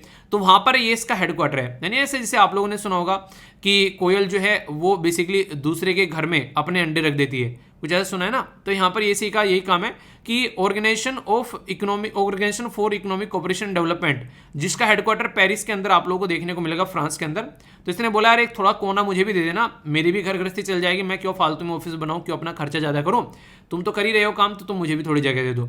तो ये इस तरीके से इनके द्वारा बोला गया। रीजन क्या था, G7 कंट्री के द्वारा इसको बनाया गया 1989 में। तो उस टाइम पर लगा कि कोई ऐसा ग्रुप होना चाहिए जो इन सब चीज़ों को रोक सके। और पहले तो यहाँ पर ये बेसिकली मनी लॉन्ड्रिंग के बारे में बात करता था ओनली, पर लेकिन जैसे ही यूनाइटेड स्टेट ऑफ अमेरिका की जो बिल्डिंग थी वो गिराई गई, ओसामा बिन लादेन के द्वारा हवाई जहाज निकाला गया उस बिल्डिंग में से, और लगभग 3,500 के करीब लोगों की जान चली गई। तो वो वाले इंसिडेंट के बाद में टेररिस्ट फंडिंग को भी इसके अंदर इंक्लूड कर लिया, क्योंकि कोई पर्टिकुलर टेररिस्ट अगर हवाई जहाज अफोर्ड कर सकता है तो किसी ने उसको फंड किया होगा वो काम करने के लिए। तो इसलिए यहाँ पर टेररिस्ट फंडिंग के अंदर भी इसको यहाँ पर डाल दिया गया कि अगर कोई आज के डेट में मनी लॉन्ड्रिंग या फिर टेररिस्ट फंडिंग करेगा तो उस कंट्री को यहाँ पर दबा कर उठाकर पटका जाएगा, और कोई भी वहां पर उसके अंदर जाकर इन्वेस्टमेंट नहीं करेगा। तो ये कुछ ऐसे इंपॉर्टेंट मुद्दे हैं जो याद रखेगा। और पाकिस्तान के साथ में 17 और भी कंट्री यहाँ पर जो कि आज के में इसके अंदर इंक्लूडेड है ग्रे लिस्ट में, अलग अलग हरकतों की वजह से। तो ये बेसिक चीजें हैं जो कि आप लोगों से क्वेश्चन अभी पूछे जा चुके हैं, और आगे भी अगर क्वेश्चन बने तो कंफ्यूजन तो नहीं होना चाहिए यार, कम से कम माइंड में क्लैरिटी रखकर आप लोगों को जाना है, ठीक है। तो आई होप कि ये बिल्कुल क्लियर हो गया होगा आप लोगों के माइंड में। अगर क्लियर नहीं हुआ है तो बताइएगा, फिर उसको क्लियर भी किया जाएगा, क्योंकि क्लियर अगर रहेगा तो ही चीज़ों को आप लोग अच्छे से अंडरस्टैंड कर पाओगे, और तो ही चीज़ों को आप लोग अच्छे से लेकर चल पाओगे। इसलिए कहता हूँ कोई भी टॉपिक को ऐसे पढ़ो बैठकर कि हाँ लगे कि हाँ यार अब ये कंप्लीटली क्लियर हो गया, और कोई भी डाउट उससे रिलेटेड आप लोग के माइंड में देखने को नहीं मिले, ठीक है।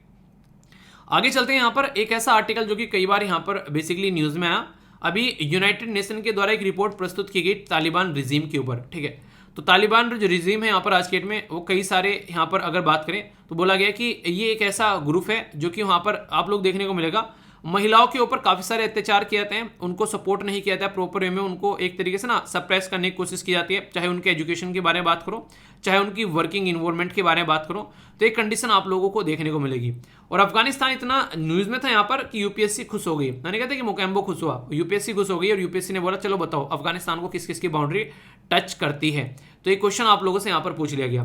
तो इसको आप लोग यहाँ पर देखते हैं, आसपास वाली कंट्री ईरान हो गया, तुर्कमेनिस्तान हो गया, उज्बेकिस्तान, तजाकिस्तान, ठीक है, यहाँ पर हो गया पाकिस्तान, और इंडिया के साथ भी इसका बॉर्डर जो है वो टच करता है, लेकिन पाक ऑक्युपाइड एरिया के साथ में टच करता है। तो मैप हमेशा आप लोगों को ये याद रखना है, मैं आप लोगों को हमेशा बोलता हूँ गवर्नमेंट ऑफ इंडिया के द्वारा सर्टिफाइड मैप है यहाँ पर ये, जिसमें हमारा देश का पार्ट जो है अफगानिस्तान के साथ में टच करता है। तो क्वेश्चन अगर कल को कोई पूछ ले तो आप लोग इसको याद रखिएगा, कोई भी कंफ्यूजन आप लोगों को इसके अंदर नहीं होना चाहिए, ठीक है। तो यहाँ पर अभी जो है ये कुछ कंट्री के नाम दिए गए, तो पूछा गया, तो इसके बारे में बातें की जा रही है। अभी हुआ क्या, अगर अफगानिस्तान के बारे में आप लोग बेसिक समझना चाहते हैं तो यहाँ से उठकर कहाँ से चली है ये आग जो कि यहाँ तक आ पहुंची। तो ये बहुत पुराने समय की बात है। एक राजा हुआ करता था जिसका नाम था बुश। वो जो राजा हुआ करता था उसको लगा कि आसपास वाले एरिया में तुमको डेमोक्रेसी लेकर आनी है और सबको तुमको अपने कंट्रोल में रखना है। तो बुश साहब जो है वो वहां पर एंट्री करते हैं। हालांकि उनका मुद्दा एंट्री करने का ये नहीं था, उनका मुद्दा था एंट्री करने का ओसामा बिन लादेन को सबक सिखाना। क्यों? क्योंकि ओसामा बिन लादेन के द्वारा यूएसए के अंदर में यहाँ पर जो अटैक किया गया उसमें लगभग 3,500 के करीब लोगों की जान चली गई। तो ये ओसामा बिन लादेन माना जा रहा था अफगानिस्तान के अंदर है, तो अफगानिस्तान के अंदर इनके द्वारा पहुंचे गए और बोला गया यहाँ पर तालिबान को, उस टाइम पर तालिबान रूल करता था कि तालिबान यार तेरे यहाँ पर ओसामा बिन लादेन है तो हमको वो पकड़ा दे, इसके बाद में हमें तुमसे कोई मतलब नहीं है, तुम्हें जो करना है अपनी जिंदगी में एंजॉय करते रहो, बस बिन लादेन हमको दे दो। तो यहाँ पर अफगानिस्तान ने बिन लादेन को अमेरिका को तो देने से गया, उसको एक रास्ता प्रोवाइड करा दे ताकि वो पाकिस्तान में जाकर छुप जाए। अब यहाँ पर ये बिल्कुल ऐसे ही हो गया, मतलब ये तो बिल्कुल ऐसे हो गया जैसे प्राइम मिनिस्टर जो है वो कहीं जाना चाहते हैं, रास्ते में एक रिक्शे वाला खड़ा हुआ है और रिक्शे वाले को पहुंचा भाई लेकर चलोगे, और रिक्शे वाले ने बोल दिया नहीं मेरे पास टाइम नहीं है, ठीक है, वो प्राइम मिनिस्टर ऑफ इंडिया है ठीक है। तो आप लोग इस तरीके से समझ सकते हैं। तो यहाँ पर वही काम हुआ, यहाँ पर अमेरिका को तालिबान ने बोल दिया ठीक है कि भाई साहब हमसे ना हो पाएगा। तो अब समझो कि क्या हुआ, तो अमेरिका ने बोला ठीक है बेटा अब ना हम तुमको यहाँ से उखाड़ कर फेंकेंगे और हम लोग यहाँ पर डेमोक्रेसी लेकर आएंगे। तो जॉर्ज डब्ल्यू बुश जो है वो अपनी रथ लेकर चल पड़े यहाँ पर रथ यात्रा पर और पहुंचे यहाँ पर अफगानिस्तान के अंदर अपनी फोर्स लेकर, और इनके द्वारा खूब दबाकर यहाँ पर एक तरीके से तालिबान को कंट्रोल करने की कोशिश की गई। ये जो चीज़ें थी आगे बढ़ती रही, तो ओबामा भी जो यहाँ पर जो है खप गए इसके अंदर में, उनके द्वारा यहाँ पर 1,40,000 तक भी ट्रूप जो है यहाँ पर ये उतारे गए इसके अंदर में, जो पीक पहुंचा था एक टाइम पर। फिर डोनाल्ड ट्रंप आए, एक समझदार इंसान, उनको लगा कि यार क्यों फालतू में हम लोग यहाँ लड़ाई लड़ रहे हैं, क्यों किसी के पचेड़े में हम लोग अपना पैर डाल रहे हैं। तो उनके द्वारा अपने पचेड़ों को यहाँ पर कम करने की कोशिश की गई और बोले कि यार जो लड़ रहे हैं लड़ने दो, जो मर रहे हैं मरने दो, हमारा क्या बिगड़ रहा है। तो यहाँ पर इसने बोला कि मैं यहाँ से इसको खाली कर चला जाऊंगा, और बाद में आके जो बाइडेन जो है वो इसको खाली कर चले गए। और फिर से क्या हुआ, तालिबान था यहाँ पर जब ये आए यूएसए वाले 20 साल पहले, और 20 साल बाद ये तालिबान को ही रूल सौंप कर चले गए। तो ये मैंने आप लोगों को बताया भी था। तो ये कंडीशन ऐसी हो गई कि यहाँ पर एक तरीके से कि जिससे छीना था उसी को देकर चले गए और बोल रहे हैं कि हम लोगों ने काफी कुछ सुधार दिया। तो क्या कुछ सुधारा इनके द्वारा, सुधारा गया? हाँ कुछ सुधारा भी गया। 20 साल में क्या क्या सुधारा, काफी कुछ काम इनके द्वारा किया गया, ऐसा नहीं बोल सकते कि कुछ काम इनके द्वारा नहीं किया गया। तालिबान के अंदर जब यहाँ पर तालिबान का रूल था उसको हटाकर यहाँ पर यूएसए आया, तो 2001 में यहाँ पर लगभग आप लोगों को देखने को मिलेगा कि 9 लाख के करीब जो बच्चे थे वो स्कूल में पढ़ा करते थे, बॉयज जो होते हैं बेसिकली जो लड़के। लेकिन इन्होंने ऐसा माहौल बनाया यहाँ पर कि लड़कियां भी यहाँ पर जाने लगी, ठीक है। तो उनके लिए माहौल बनाया गया। लिटरेसी यानी कि जो यहाँ पर लिटरेसी रेट था, यानी कि जो पढ़ने का इनका एक रेट था वो लगभग 12% था। 2002 में इन्होंने 35% कर दिया। यानी कि यूएसए वाले कह रहे हैं तुम ये बोलते हम लोग कुछ नहीं किया, देख हम लोगों ने कितना कुछ किया है। लाइफ एक्सपेक्टेंसी यानी कि इंसानों की जो डेथ हो जाती थी वो 40 में हो जाती, बीमारी और चीज़ों की वजह से, वो 63 कर दी इनके द्वारा। अर्बेनाइजेशन 26% था 2001 में, अभी वो 70% यहाँ पर हो चुका है। लोग जो हैं टीवी वगैरह भी देख पा रहे हैं। वो अलग बात है कि तालिबान ने आके कनेक्शन सारे काट दिए। 320 माइल की रोड थी यहाँ पर उस टाइम पर, आज के में 10,000 माइल्स की रोड यहाँ पर बनाई जा चुकी है। इन्फेंट मोर्टेलिटी रेट जो है वो यहाँ पर अभी डाउन आ चुके हैं यहाँ पर 20% ओवर द हाफ जो पहले हुआ करता था। तो इसके चलते यहाँ पर आप लोग बोल सकते हैं कि आज की डेट में जो यूएसए के द्वारा यहाँ पर ये सारी चीज़ें की गई, तो उसका सदमा जो है यहाँ पर लगा यूएसए को, जब लगा कि तालिबान के हाथ में चीज़ देकर जानी है, क्योंकि ऑलरेडी अपने बहुत सारे सैनिक ये खपा चुके थे। यहाँ पर आज के में बात करें तो 71,000 के करीब सिविलियन, जिसमें से 40 ये न्यूज़ में पढ़ता हूँ मुझे अफसोस होता है कई बार। मैंने कहा चलो अफगानिस्तान के अंदर ये इशू चल रहा है, गृह युद्ध चल रहा है, अफगानिस्तान के लोगों की जान गई, समझ में आता है, पाकिस्तान के लोगों की भी जान चली गई यहाँ पर इतने सारों की। तो इससे आप लोग समझ सकते हैं। तो ये हरकतें देखने को मिलती है। यूएसए और नेटो के लगभग 3,500 के करीब सैनिकों की यहाँ पर जान गई, ठीक है। 78,000 के करीब यहाँ पर नेशनल मिलिट्री पुलिस जो अफगानिस्तान की है और पाकिस्तान की पुलिस उसकी जान गई। अपोजिशन के फाइटर जो है उनकी जान गई, अफगानिस्तान और पाकिस्तान। ये देखो मतलब एक तरीके से आप लोग समझ सकते हैं यहाँ पर पाकिस्तान जो है वो यानी एक तरीके से तुम अकेले कैसे मर सकते हो, मैं भी तुम्हारे साथ मरूंगा, तो वाली बात है। हाक लगी है भी, अगर इंसान फायदा उठाना चाहेगा तो फिर ऐसी हरकतें देखने को मिलेगी। अभी एक न्यूज़ काफ़ी ज़्यादा वायरल हो रही थी कि अफगानिस्तान के अंदर जो इंडिया एड भेज रहा है, यानी कि खाना पीना भेज रहा है, पाकिस्तान उसमें से चोरी कर रहा है। तो ऐसी ऐसी अगर न्यूज़ निकल कर आई किसी देश की, तो समझो उसकी इमेज का क्या फलूदा बनेगा। तो ये आप लोगों को कंडीशन देखने को मिलती है। अभी बोला जा रहा है कि जो अटैक अगेंस्ट जो वुमेन एंड द चिल्ड्रन है वो काफ़ी ज़्यादा यहाँ पर देखने को मिला था। उस टाइम पर बहुत सारे बच्चों की भी यहाँ पर जान गई, यहाँ पर इवन 10 साल के अंदर ही कई सारे बच्चों की, कई सारे लोगों की जान गई अफगानिस्तान के अंदर में। तो एक काफ़ी दहशत का माहौल बना, तो उसको छोड़कर यहाँ पर गए। तो अभी मुद्दा यहाँ पर यह कि क्या फिर से यहाँ पर ये एक सेंचुरी बनने वाला है टेररिस्ट एक्टिविटीज़ का, क्योंकि फिर से यहाँ पर फॉरेन टेररिस्ट ग्रुप जो हैं वो यहाँ पर फ्लोरिश हो रहे हैं। यानी कि ऐसे लोग जो कि जगह जगह पर देखिए यहाँ पर टेररिस्ट एक्टिविटी फैलाते हैं, अब उनको फिर से यहाँ पर माहौल मिल रहा है अपना वही फंडा स्टार्ट करने का। तो ये कहाँ पर ले जाकर इसको छोड़ेंगे, तो वो समझने वाला मुद्दा है। तो ये इस तरीके की चीज़ें थी यहाँ पर। जैसे कई सारे ग्रुप है, जैसे जैसे मोहम्मद हो गया, लश्कर-ए-तैयबा हो गया, ये वाले तहरीक पाकिस्तान हो गया, ये वाले कई सारे ऐसे ग्रुप हैं जो कि आज के डेट में यहाँ पर रहते हैं। हालांकि अफगानिस्तान ये बोलता है कि इनको यहाँ पर हम लोग सपोर्ट प्रोवाइड नहीं कराएंगे, पर लेकिन तुम सपोर्ट प्रोवाइड नहीं कराओगे तो पता चला तुमको बोलने लगे कि हम लोग तुमको जो है इतने सारे डॉलर देंगे, तुम हमको जगह दे दो, तो तुम तो भाग के दोगे क्योंकि पैसों की तो कमी है तुम्हारे पास में, खाने के लाले पड़े रहे हैं। तो इसके चलते बहुत सारे ऐसे इश्यूज हैं आज के डेट में इंटरनेशनल लेवल पर जो कि आप लोग समझ सकते हैं। पर लेकिन क्वेश्चन आप लोगों का यहाँ से बन सकता है सिक्योरिटी के पॉइंट ऑफ से इंडिया के लिए क्या दिक्कत है। इंडिया के लिए सबसे बड़ी दिक्कत ये है, हम लोगों ने अफगानिस्तान के अंदर बिलियंस ऑफ डॉलर खर्च किए, तो हमारा इन्वेस्टमेंट है वो खतरे में यहाँ पर पड़ जाएगा। ठीक है, तालिबान के साथ में हम लोगों ने कभी बात नहीं की थी, तो तालिबान के साथ में इसलिए हम लोगों को लग रहा था कि तालिबान आएगा तो काफ़ी सारे रिलेशन जो है खराब हो जाएंगे। एम्बेसी तक हम लोगों ने बंद कर दी वहाँ से। यहाँ पर हालांकि एम्बेसी तो बहुत सारे लोगों के द्वारा बंद की गई, पर लेकिन फिलहाल मुद्दा यह है कि अभी फिलहाल के टाइम पर अगर बात की जाए तो तालिबान जो है यहाँ पर उसके साथ में आने के बाद में कह रहा है इंडिया से बात कर रहा है और इंडिया से बोल रहा है कि एम्बेसी अपनी खोल लो। ठीक है, तीसरा मुद्दा यह कि हमारी कंट्री में सिक्योरिटी को बेसिकली खतरा हो सकता है। क्यों? क्योंकि हमारा रीजन जो है यहाँ पर इसके साथ में कनेक्ट है, और यहाँ पर अगर कल को चलकर ये दिक्कतें देखने को मिलती है तो आने वाले टाइम में हमारी कंट्री के अंदर भी इंटरनली जो है इस तरीके की हरकतें कराई जा सकती है जैसे अभी यहाँ पर इश्यूज देखने को मिल रहे हैं। तो यहाँ पर ये अफगानिस्तान के अंदर अगर शांति रहे और प्रॉपर एक स्टैब्लिश एक यहाँ पर गवर्नमेंट रहे तो ये सारी दिक्कतें हम लोगों को नहीं रहती हैं। वो अगर अफगानिस्तान आता है और अफगानिस्तान पता है तालिबान जो आ जाता है, तालिबान जो है पाकिस्तानी कंट्रोल में, तो फिर ये सारे इश्यूज देखने को मिलने लगते हैं। तो अगर इंडिया का क्या नुकसान है उसके बारे में बात करें तो यहाँ पर अगर जो स्टेबल अफगानिस्तान नहीं रहता है तो ये कुछ इंपॉर्टेंट पॉइंट है, आप लोग इनको इंक्लूड कर रख सकते हैं और क्वेश्चन बने तो उसका आंसर आप लोग दे सकते हैं। कोई कंफ्यूजन नहीं होना चाहिए माइंड में, जितनी ज़्यादा क्लैरिटी रहेगी चीज़ों को लेके उतनी ही अच्छे से आप लोग उसको इंप्लीमेंट भी कर पाओगे। तो ये था पूरा टॉपिक, माइंड में अगर डाउट हो तो बताइएगा जरूर। ठीक है, ये एक आर्टिकल था जो इंडियन एक्सप्रेस के द्वारा काफ़ी डिटेल में कवर किया गया। वैसे अगर आप लोग बात करें तो एक पर्टिकुलर आर्टिकल मैंने कल कवर किया था आप लोगों का, जो कि आप लोगों से क्वेश्चन भी यहाँ पर पूछा जा सकता है। तो ये था बेसिकली किसके बारे में, ये था यहाँ पर रैमसे हंट सिंड्रोम के बारे में। ठीक है, तो इसको आप लोग देख लेना, ये बीमारी है जिसके बारे में आप लोगों को पता होना चाहिए और खासकर यहाँ से क्वेश्चन भी बनने के चांसेस हो सकते हैं, क्योंकि जस्टिन जो बीबर हैं अभी यहाँ पर उनको ये दिक्कत देखने को मिली, इनका जो फेस है वो पैरालाइज हो गया, तो उसके चलते बातें हैं। ठीक है, और सारी पीडीएफ आप लोग यार यहाँ पर प्रोवाइड करा देते हो। कई सारे बच्चे बोलते हैं पीडीएफ कहाँ मिलेगी, तो टेलीग्राम है यार स्टडी लवर वीर के नाम से। ठीक है, यहाँ पर 1.5 लाख से भी ज़्यादा मेंबर जुड़े हुए हैं और सारी चीज़ें आप लोगों को मिल जाती हैं। दूसरा एक ग्रुप है यहाँ पर जहाँ पर मैं नोट्स प्रोवाइड कराता हूँ SLV PDF, और तीसरा यहाँ पर आंसर राइटिंग का ग्रुप है जो कि आप लोगों का वीर तालियान के नाम से देखने को मिलेगा। ठीक है, तो यहाँ पर भी लगभग 65,000 के करीब मेंबर हैं जो कि रेगुलर आंसर लिखते हैं, तो आप लोग भी पार्टिसिपेट कर सकते हैं। ओके, अभी यहाँ पर इसके बारे में अगर बात करें तो यहाँ पर ये यूपीएससी प्रीलिम्स जीएस पेपर 2 जो रिपोर्ट्स वाला सेक्शन है वहाँ से आप लोगों से क्वेश्चन बन सकता है। अभी पंजाब जो यूनिवर्सिटी है उसकी परफॉर्मेंस जो है वो काफ़ी पुअर यहाँ पर देखने को मिली।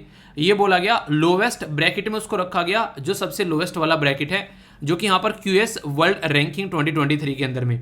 तो ये काफ़ी वर्स्ट परफॉर्मेंस यहाँ पर देखने को मिली। तो ये कहीं ना कहीं एक तरीके से थोड़ा सा हमको सोचने के लिए मजबूर कराई, कैसी कैसी कंट्री कैसी कैसी यूनिवर्सिटी है, उसमें हमारी यूनिवर्सिटी कहाँ पर है, और पंजाब यूनिवर्सिटी के बारे में यहाँ पर बात की जा रही है। तो ये कहीं ना कहीं इसको इंप्रूव करना चाहिए, उसके बारे में बात करती है। हमारी कंट्री के अगर इंस्टीट्यूशन के बारे में बात करें तो 155 पर है बेंगलोर, ठीक है, जो कि 186 पर था, तो अच्छी चीज़ें देखने को मिल रही हैं। 172 पर IIT बॉम्बे जो कि 177 पर था पहले, 174 पर यहाँ पर IIT दिल्ली जो कि 185 पर था, 250 पर IIT मद्रास जो कि 255 पर था, 264 पर IIT कानपुर जो कि 277 पर था, 270 पर IIT खड़गपुर जो कि 280 पर था। देखिए आप लोगों को इंटरेस्टिंग चीज़ यहाँ पर ये देखने को मिलेगी कि सबकी रैंकिंग बढ़ रही है। ठीक है, 369 पर IIT जो रुड़की जो कि 400 पर था, 384 पर जो कि IIT गुवाहाटी ये 395 पर था। यानी कि IIT जो है सबकी रैंक आप लोगों को यहाँ पर इंप्रूव होती नजर आई है इस पर्टिकुलर रैंकिंग के अंदर में। तो यहाँ पर अभी बात करें ग्लोबल रैंकिंग में टॉप किसके द्वारा किया गया, तो MIT ये है यहाँ पर मैसाचुसेट्स इंस्टीट्यूट ऑफ टेक्नोलॉजी जो कि USA का है, ये टॉप पर है 11 साल से लगातार।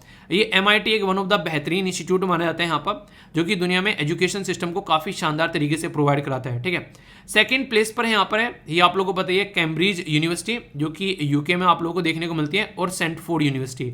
तो ये आप लोग यहाँ पर याद रखते हैं, दोनों USA में नहीं है, ये कैम्ब्रिज जो UK में देखने को मिलेगी और सेंटफोर्ड आप लोगों को USA में देखने को मिलेगी। यानी कि पहले और तीसरे नंबर पर जो है वो USA की यूनिवर्सिटी आप लोगों को नजर आएंगी। इंडिया के इंस्टीट्यूट की बात करें तो total number of Indian institute जो अमंग टॉप है 1000 जो ग्लोबली अगर देखा जाए, ठीक है, तो यहाँ पर उसमें से पहले यहाँ पर अभी यहाँ पर 227 फ्रॉम 22 यानी कि 27 हो गए। IISc बेंगलोर जो है ये यहाँ पर देखने को मिलेगा टॉप रैंकिंग पर है। ठीक है, पर लेकिन मुद्दा ये है कि अब तक भी हम लोग 100 में नहीं पहुंचे, टॉप 100 में। IISc बेंगलोर है फास्टेस्ट जो राइजिंग साउथ एशियन यूनिवर्सिटी के अंदर आप लोगों को देखने को मिलेगा QS रैंकिंग के अंदर में, जो कि टॉप 200 में आया है। तो एक अच्छी बात आप लोग यहाँ पर देख सकते हैं, जिसके ऊपर आप लोग यहाँ पर काफ़ी एक अच्छी चीज़ है यहाँ पर। इसके द्वारा एक प्रॉपर ये नहीं एक पैटर्न में यहाँ पर रैंकिंग निकाली जाती है। एकेडमिक रेपुटेशन कैसी है वहाँ पर, ठीक है, एम्प्लॉयर रेपुटेशन कैसी है वहाँ पर, फैकल्टी और स्टूडेंट्स का रेशो कैसे है वहाँ पर, ठीक है, इसी के साथ में साइटेशन पर फैकल्टी क्या चल रहा है, ठीक है, इंटरनेशनल जो फैकल्टी रेशो क्या है, इंटरनेशनल जो इंटरनेशनल स्टूडेंट्स कितने पढ़ते हैं यहाँ पर, ये सारी जो चीज़ें हैं वहाँ पर उनको ध्यान में रखते हुए यहाँ पर रैंकिंग निकाली जाती है। तो यहाँ पर ये बेसिकली रैंकिंग जो है ये यूके का एक थिंक टैंक है जिसके द्वारा ये निकाला जाता है। इसको बोलते हैं, इसकी फुल फॉर्म जो है इसको बोलते हैं बेसिकली क्वैक्यूरिल-साइमंड्स, जो QS रैंकिंग के नाम से इसको जानते हैं। ये यहाँ पर रैंकिंग जो है एनुअली पब्लिकेशन यहाँ पर किया जाता है। ग्लोबल लेवल पर यहाँ पर आप लोगों को 51 डिफरेंट जो आप लोगों को यहाँ पर अलग अलग एरिया में नजर आएगी। मोस्ट वाइडली यूनिवर्सिटी रैंकिंग है दुनिया में, काफ़ी इंपॉर्टेंट है यहाँ पर। इसका मायने है कि ये प्रेजेंट कर रहा है तो कुछ अच्छा बता रहे हैं। हायर एजुकेशन इंडस्ट्री के लिए काफ़ी इंपॉर्टेंट है यहाँ पर, और ये एक तरीके से मेथोडोलॉजिकल इवैल्यूएशन ही प्रोवाइड कराता है कि कल को चलकर किसी को पढ़ना है तो कहाँ पर जाकर आप लोग पढ़ सकते हैं, तो उसके बारे में भी आप लोगों को एक सपोर्ट प्रोवाइड यहाँ पर कराता है। यानी आप लोगों ने देखा होगा एडमिशन लेना है कौन सा जो है कॉलेज, कौन सा स्कूल अच्छा है, तो कई बार आप लोगों ने इस चीज़ को देखा होगा। तो यहाँ से पता चल जाता है कि कौन सा स्कूल जो है, कौन सा कॉलेज जो है अच्छा है, उसके बारे में आप लोगों को एक अंदाजा लग जाता है। तो इसलिए यहाँ पर ये काफ़ी इंपॉर्टेंट हो जाता है, जिसके आप लोग समझ सकते हैं। तो यहाँ पर अगर आप लोग इंटरनेशनल लेवल पर या फिर नेशनल लेवल पर कहीं पढ़ना चाहते हैं तो यहाँ से आप लोग रैंकिंग देखकर एडमिशन ले सकते हैं, कौन सा कॉलेज स्कूल जो है वो अच्छा है। इंटरेस्टिंग चीज ये है, हमारी कंट्री की जो रैंकिंग ये इंप्रूव हुई है। क्या इसके लिए हम लोगों ने अलादीन का चिराग घिसा है, क्या कुछ काम किया है हम लोगों ने कि ऐसे ही रैंकिंग इंप्रूव हो गई हवा हवा में? तो हवा हवा में कुछ नहीं होता है मेरे दोस्त, उसके लिए काम करना पड़ता है। तो हमारी कंट्री में इंस्टीट्यूट ऑफ एमिनेंस आप लोगों को देखने को मिलेगी स्कीम थी, जिसके बेस पर यहाँ पर कई सारे इंस्टीट्यूशन जो है इस कैटेगरी में लाए गए और इनको ऑटोनॉमी दी जाती है कि ये अपना ढांचा वर्ल्ड क्लास का बना सकते हैं और हम तुमको सपोर्ट करेंगे। तो गवर्नमेंट का ये मानना रहता है अगर कोई इंस्टीट्यूट चाहता है कि अपने आप को उस लेवल पर लेकर आना तो उसको एक अच्छी खासी सपोर्ट प्रोवाइड कराई जाती है हमारी कंट्री में, बेसिकली गवर्नमेंट के द्वारा भी। अभी आप लोगों को पता है हमारे देश में तीसरी नेशनल एजुकेशन पॉलिसी लेकर आई गई। पहली जो लाई गई थी वो 1969 में, 1968 में, ठीक है, फिर दूसरी लाई गई 1986 में और तीसरी अभी 2020 में यहाँ पर लाई गई। और याद रखिएगा ये एजुकेशन जो है वो कॉन्करेंट लिस्ट का पार्ट है, यानी कि जब आप लोग 7वें शेड्यूल के अंदर जाएंगे संविधान के अंदर में तो 3 लिस्ट है, एक है यूनियन लिस्ट, दूसरी स्टेट और तीसरी है यहाँ पर कॉन्करेंट। यानी कि केंद्र की सूची यूनियन लिस्ट हो गई, स्टेट की लिस्ट सूची हो गई यहाँ पर स्टेट लिस्ट, कॉन्करेंट समवर्ती सूची, जिसमें दोनों मिलकर काम कर सकते हैं। तो एजुकेशन जो है वो दोनों मिलकर काम कर सकते हैं यहाँ पर, ऐसा आप लोग बोल सकते हैं। तो इससे भी काफ़ी सिस्टम को इंप्रूव करने की बात की गई। आगे बात करते हैं impacting research innovation and technology, imprint. ये आप लोग याद रखिएगा, ये एक ऐसा सिस्टम है जिसके चलते यहाँ पर एक एजुकेशन सिस्टम को रिवैम्प करने की बात की जा रही है। जो भी यहाँ पर प्रॉब्लम है उनको सोल्व करने की कोशिश की जाती है, खासकर कैसे हम लोग टेक्नोलॉजी का चैलेंज है या फिर कोई इमर्जिंग टेक्नोलॉजी इंजीनियरिंग फील्ड में, ठीक है, कैसे सोल्यूशन निकाल सकते हैं। तो इसमें IIT और ISC जो है यानी कि इंडियन इंस्टीट्यूट ऑफ साइंस और इंडियन इंस्टीट्यूट ऑफ टेक्नोलॉजी का एक ज्वाइंट इनिशिएटिव है यहाँ पर इम्प्रिंट। तो ये याद रखिएगा, अपने ही तरीका एक अद्भुत ये एक ऐसा नजारा है जहाँ से ऑलरेडी क्वेश्चन पूछे जा चुके हैं, ठीक है, तो ये भी समझिएगा। नेक्स्ट बात की जा रही है उच्चतर जो यहाँ पर देखिए आप लोगों को एक इंपॉर्टेंट बात बता दूं, अभी हमारी कंट्री में एजुकेशन के ऊपर बहुत सारे फोकस दिए जा रहे हैं, खासकर जब से नेशनल एजुकेशन पॉलिसी लेकर आए गए, ठीक है। तो इसके चलते अगर कोई भी आप लोगों से क्वेश्चन पूछ रहा है तो ये ऐसे पॉइंट है जो कि आप लोग वहां पर याद रख सकते हैं, ठीक है। यहाँ पर बात की जा रही है UAY के बारे में, यानी कि उच्चतर आविष्कार योजना, ठीक है। तो ये आप लोगों को देखने को मिलेगी। ये बेसिकली प्रमोट करती है innovation in higher education system और इंडस्ट्री के साथ में उसको कैसे कोरिलेट करना है ताकि कल को चलकर हमारी कंट्री में मैन्युफैक्चरिंग एक्टिविटी बढ़ सके। आप लोगों ने अक्सर देखा होगा यार, पढ़कर तो हम लोग निकल गए अपने एजुकेशन इंस्टीट्यूशन में से, लेकिन जॉब नहीं मिल रही है। वो बोल रहे हैं अलग से ट्रेनिंग करके आओ। भाई साहब अब तक क्या कर रहे थे हम लोग अपने कॉलेज में, स्कूल में, ये यहाँ से पढ़कर ही तो आ रहे थे। उन्होंने बोला उसमें कुछ नहीं पढ़ाया गया, थ्योरेटिकल नॉलेज है, कुछ प्रैक्टिकल नॉलेज लेकर आओ। तो ऐसी हरकतें आप लोगों को कई बार देखने को मिलती है, तो उसके ऊपर यहाँ पर ये काम किया जाता है। तो इसको आप लोग समझ सकते हैं, तो कोई कंफ्यूजन इसको लेकर आप लोगों के माइंड में नहीं होना चाहिए। इंटरेस्टिंग क्वेश्चन बनाया गया आप लोगों के लिए, एग्जाम में क्वेश्चन आप लोगों से पूछा जा सकता है। QS रैंकिंग जो है US से बेस्ड थिंक टैंक जो है वो प्रोवाइड कराता है। QS वर्ल्ड यूनिवर्सिटी रैंकिंग जो है वो एनुअल पब्लिकेशन है यूनिवर्सिटी रैंकिंग का। सही आंसर यहाँ पर क्या है आप लोगों को ये बताना है। तो यहाँ पर क्या है, ओनली 1, ओनली 2, बोथ, या फिर यहाँ पर नन ऑफ द अबोव। तो सही आंसर क्या है यहाँ पर? सही आंसर अगर देखा जाए तो यहाँ पर इसका सही आंसर है क्या, ये है यहाँ पर इसका B। तो आंसर क्या होना चाहिए? B होना चाहिए। आप लोग देखोगे और तरीकी गलत हो गया यार, ये तो आंसर तो A है। क्यों है A? क्योंकि हम लोगों ने ध्यान ही नहीं दिया, ये इनकरेक्ट पूछ रहा था। एग्जाम में ये गलती कर आते हैं, पता है यार भाई साहब आंसर लगा दिया, अरे आंसर नहीं लगाया, एक नेगेटिव मार्क्स देकर आ गए बुद्धू राजा। तो ये आप लोगों को देखने को मिलेगा, ठीक है। तो यहाँ पर आप लोगों को ध्यान रखना है इस चीज का। तो यहाँ पर नेगेटिव पूछा गया, गलत पूछा गया, तो गलत क्या है यहाँ पर, वो है ए, तो यहाँ पर आंसर इसका ए हो गया। तो इस तरीके से आप लोगों से क्वेश्चन बनते हैं एग्जाम में, तो कोई कंफ्यूजन नहीं होना चाहिए। अपने आप को टॉपिक को इस तरीके से तैयार करो कि एग्जामिनेशन हॉल में जब जाकर बैठो तो आसानी से क्वेश्चन का आंसर दे सको और सारी चीजें आप लोगों के हिसाब से आप लोगों को देखने को मिले, ठीक है।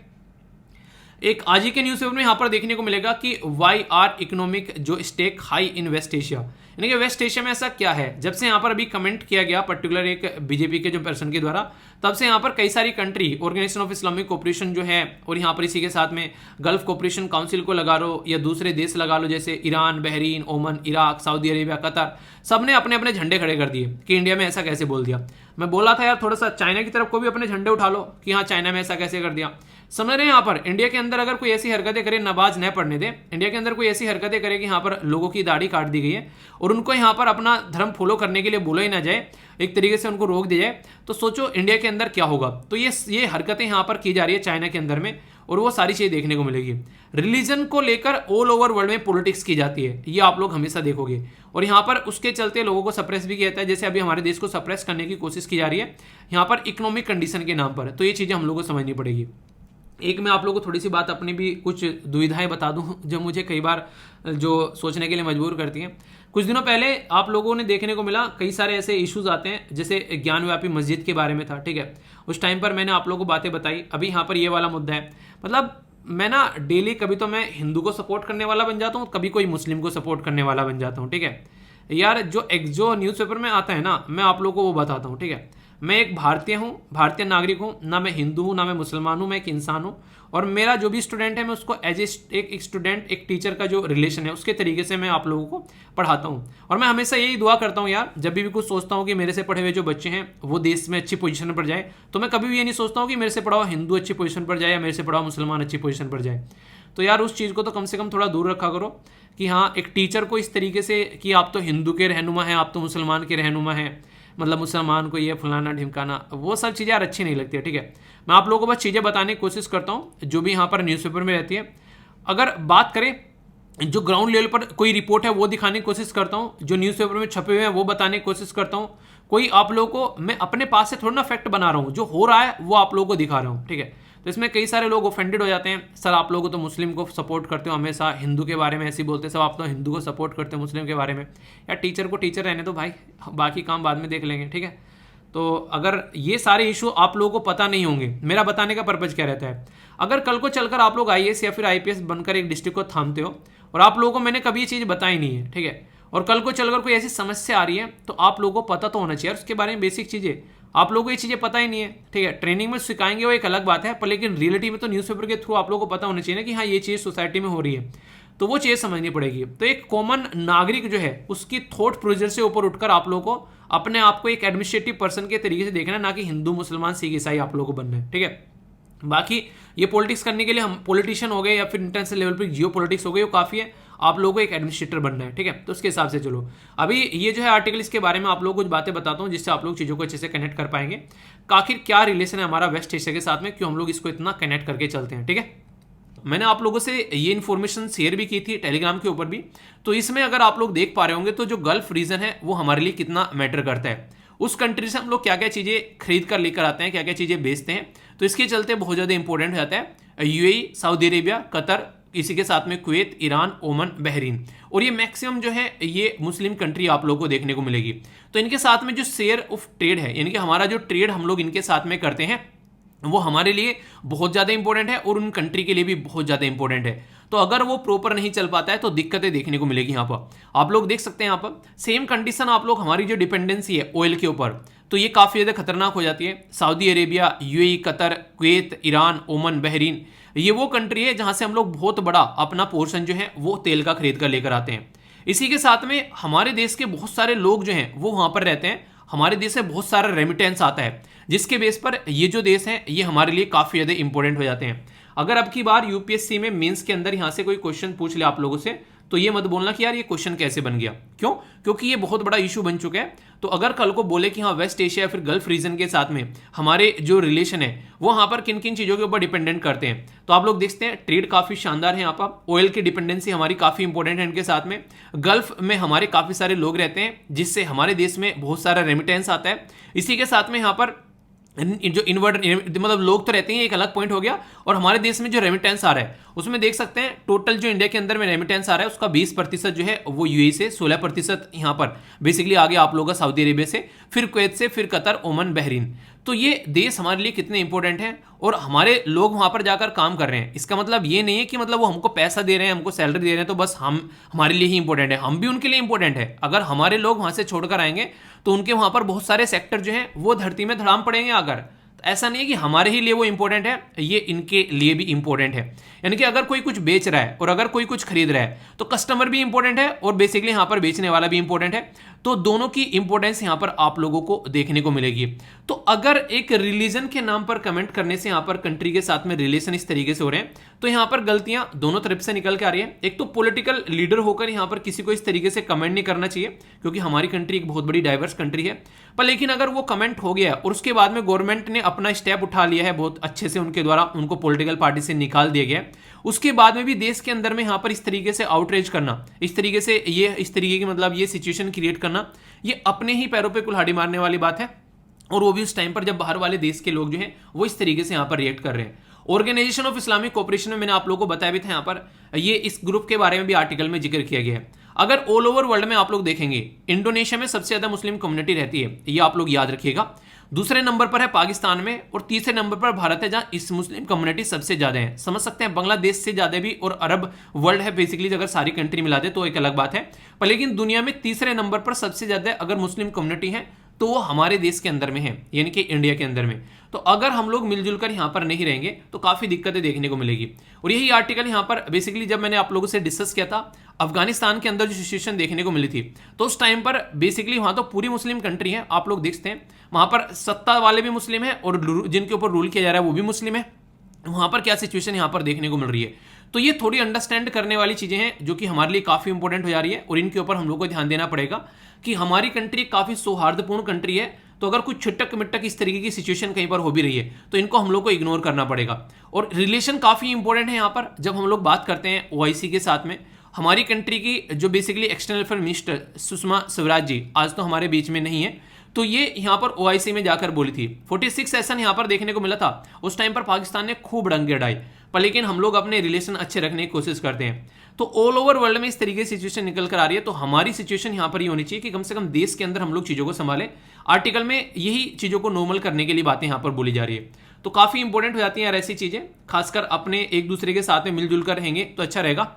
और इसके ऊपर कल को कुछ लिखने के लिए आ जाए तो ये इंपॉर्टेंट पॉइंट है जो कि आप लोगों को यहाँ पर समझने चाहिए। तो ये आर्टिकल था जो कि आप लोग याद रखिएगा, ठीक है। ऐसे क्वेश्चन डायरेक्ट आप लोगों से एग्जाम में बन जाते हैं। और वैसे भी यहाँ पर ये तो इंक्रीजिंग डिक्रीजिंग ऑर्डर में आ जाएगा कि कहाँ से कितना रेमिटेंस आ रहा है बता दो गल्फ रीजन में, ये प्रीलिम्स में डायरेक्ट क्वेश्चन बन जाएगा। और फिर बोलेगा स्टेटमेंट 1 सही है, ये स्टेटमेंट 2 सही है, इसमें से स्टेटमेंट 3 सही है इसमें से। अब की बार जो यूपीएससी ने खेल खेला था फिर आप लोग बोलोगे क्वेश्चन कहाँ से आ गया, तो यहाँ से यार क्वेश्चन आसानी से आप लोगों के बन जाते हैं। तो थोड़ा सा भी ध्यान रखोगे तो इनका आंसर आप लोग कर पाओगे। तो इसको अच्छे से एंजॉय करो, अगर कोई भी डाउट हो तो उसको क्लियर करके आगे बढ़ना है, ठीक है। और ये जो डेटा पॉइंट मैंने आप लोगों को अभी यहाँ पर दिखाया ये सारा, ये आप लोगों को टेलीग्राम पर भी प्रोवाइड करा दिया है। ये सारी चीजें मैं आप लोगों को पहले बता चुका हूँ और आप लोगों का यहाँ पर रिविजन भी हो जाएगा। और ये सारा डेटा मैं आप लोगों को टेलीग्राम पर भी प्रोवाइड करा चुका हूँ, तो इसको जाकर आप लोग थोड़ा देख लेना। इनसे क्वेश्चन अगर बन जाए तो हैरान मत होना एग्जाम में, यार क्वेश्चन कहाँ से आ गया। मेन से भी क्वेश्चन आप लोगों का बन सकता है, तो इसको प्रॉपर वे में प्रिपेयर करके आप लोग को चलना है, ठीक है। यहाँ पर बात की जा रही है मोंकी पॉक्स के बारे में। मोंकी पॉक्स को काफी ज्यादा अभी यहाँ पर बात की जा रही है, क्या ये सेक्सुअली ट्रांसमिटेड है। तो यहाँ पर अभी कुछ इश्यूज देखने को मिले जिसके चलते यहाँ पर कुछ ऐसे इशू निकल कर आए कि हिंदू के द्वारा प्रॉपर एक आर्टिकल छापा गया इसके ऊपर, ठीक है। अगर आप लोग अपने पेरेंट्स के साथ में बैठकर देख रहे हैं तो कुछ शब्द ऐसे यूज करने वाला हूँ कि आप लोगों को असहज फील करा सकते हैं। फिर आप लोग बोलते हैं कि सर बता दिया करो, अगर कुछ ऐसा पढ़ाना हो तो थोड़ा सा डिस्टेंस बना लेना अपने पेरेंट्स से, फिर मत बोलना कि ऐसा कुछ बोल दिया, ठीक है। क्योंकि यार देखो प्रॉपर नॉलेज प्रोवाइड कराना वो होना चाहिए। वैसे आप लोगों को ये सारी बातें पेरेंट्स के साथ में बैठकर सुनने में कोई दिक्कत नहीं होनी चाहिए, क्योंकि इनके बारे में बातें करना जरूरी है। अगर नहीं करोगे तो फिर दिक्कतें देखने को मिलती हैं।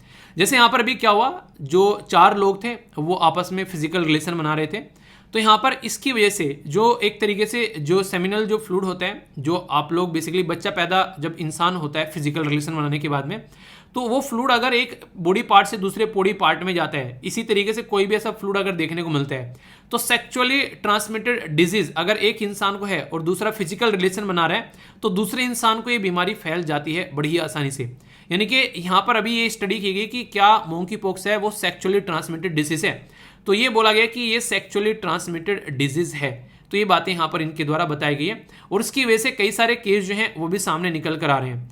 तो यहाँ पर इन्फेक्शन जो है ट्रांसमिटेड हो रहा है, ठीक है, पर इसका मतलब ये नहीं है कि ये बिल्कुल ही बहुत ही लार्ज स्केल पर ट्रांसमिटेड हो रहा है, ठीक है, पर लेकिन protection is better than cure, ठीक है, वो सॉरी एक तरीके से ना बोलते हैं कि हाँ यही बात होगी, protection is better than cure, यानी कि बीमारी होने से पहले अपने आप को प्रोटेक्ट करो, ठीक है, ताकि अगर इलाज न करवाना पड़े फिर।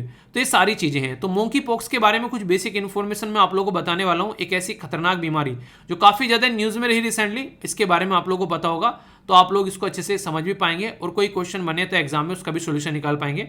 तो WHO की वेबसाइट पर लेकर चलूंगा, जहां से सारी चीजें आप लोग डायरेक्ट एक एक पॉइंट समझ पाओगे, ठीक है।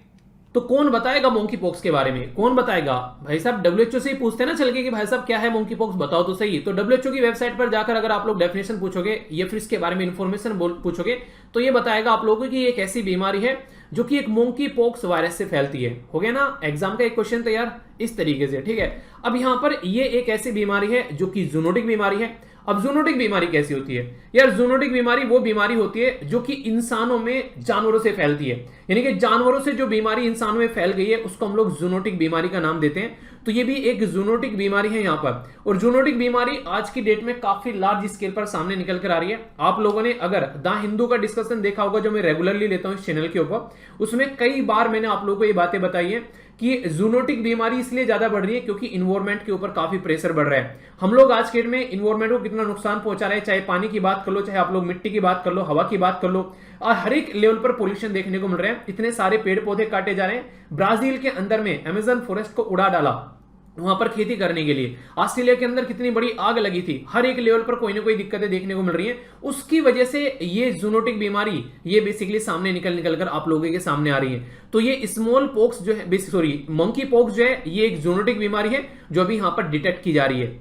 एक लाइन आप लोगों को यहां पर बेसिकली चौंकाने वाली होगी। नॉर्मली अगर बात करें मंकी पॉक्स के बारे में, तो ये सेंट्रल और वेस्ट अफ्रीका के देशों में नॉर्मली ये बीमारी पाई जाती थी, पर लेकिन अभी यहां पर चौंकाने वाली बात ये यहां पर खुद लिखा है कि ओकेजनली हो सकता है ये कहीं बाहर पाई जाए, मेनली इन्हीं एरिया में पाई जाएगी। और अभी मैंने आप लोगों को बताया कि ये जो बीमारी है ये ऑलरेडी यूएसए और यूरोप की कई सारी कंट्री में फैल चुकी है। तो इस तरीके से यहां पर इसको अगर देखा जा रहा है तो ये एक बिहेवियर कंडीशन हो सकती है लोगों के लिए, जब एक बीमारी एक पर्टिकुलर एरिया से निकलकर दूसरे में फैल रही है, एक देश से दूसरे देश में, और 12 देश में ये ऑलरेडी फैल चुकी है। आने वाले टाइम पे इसकी रफ्तार देखने से डर लग रहा है कि ये और ज्यादा खतरनाक साबित हो सकती है।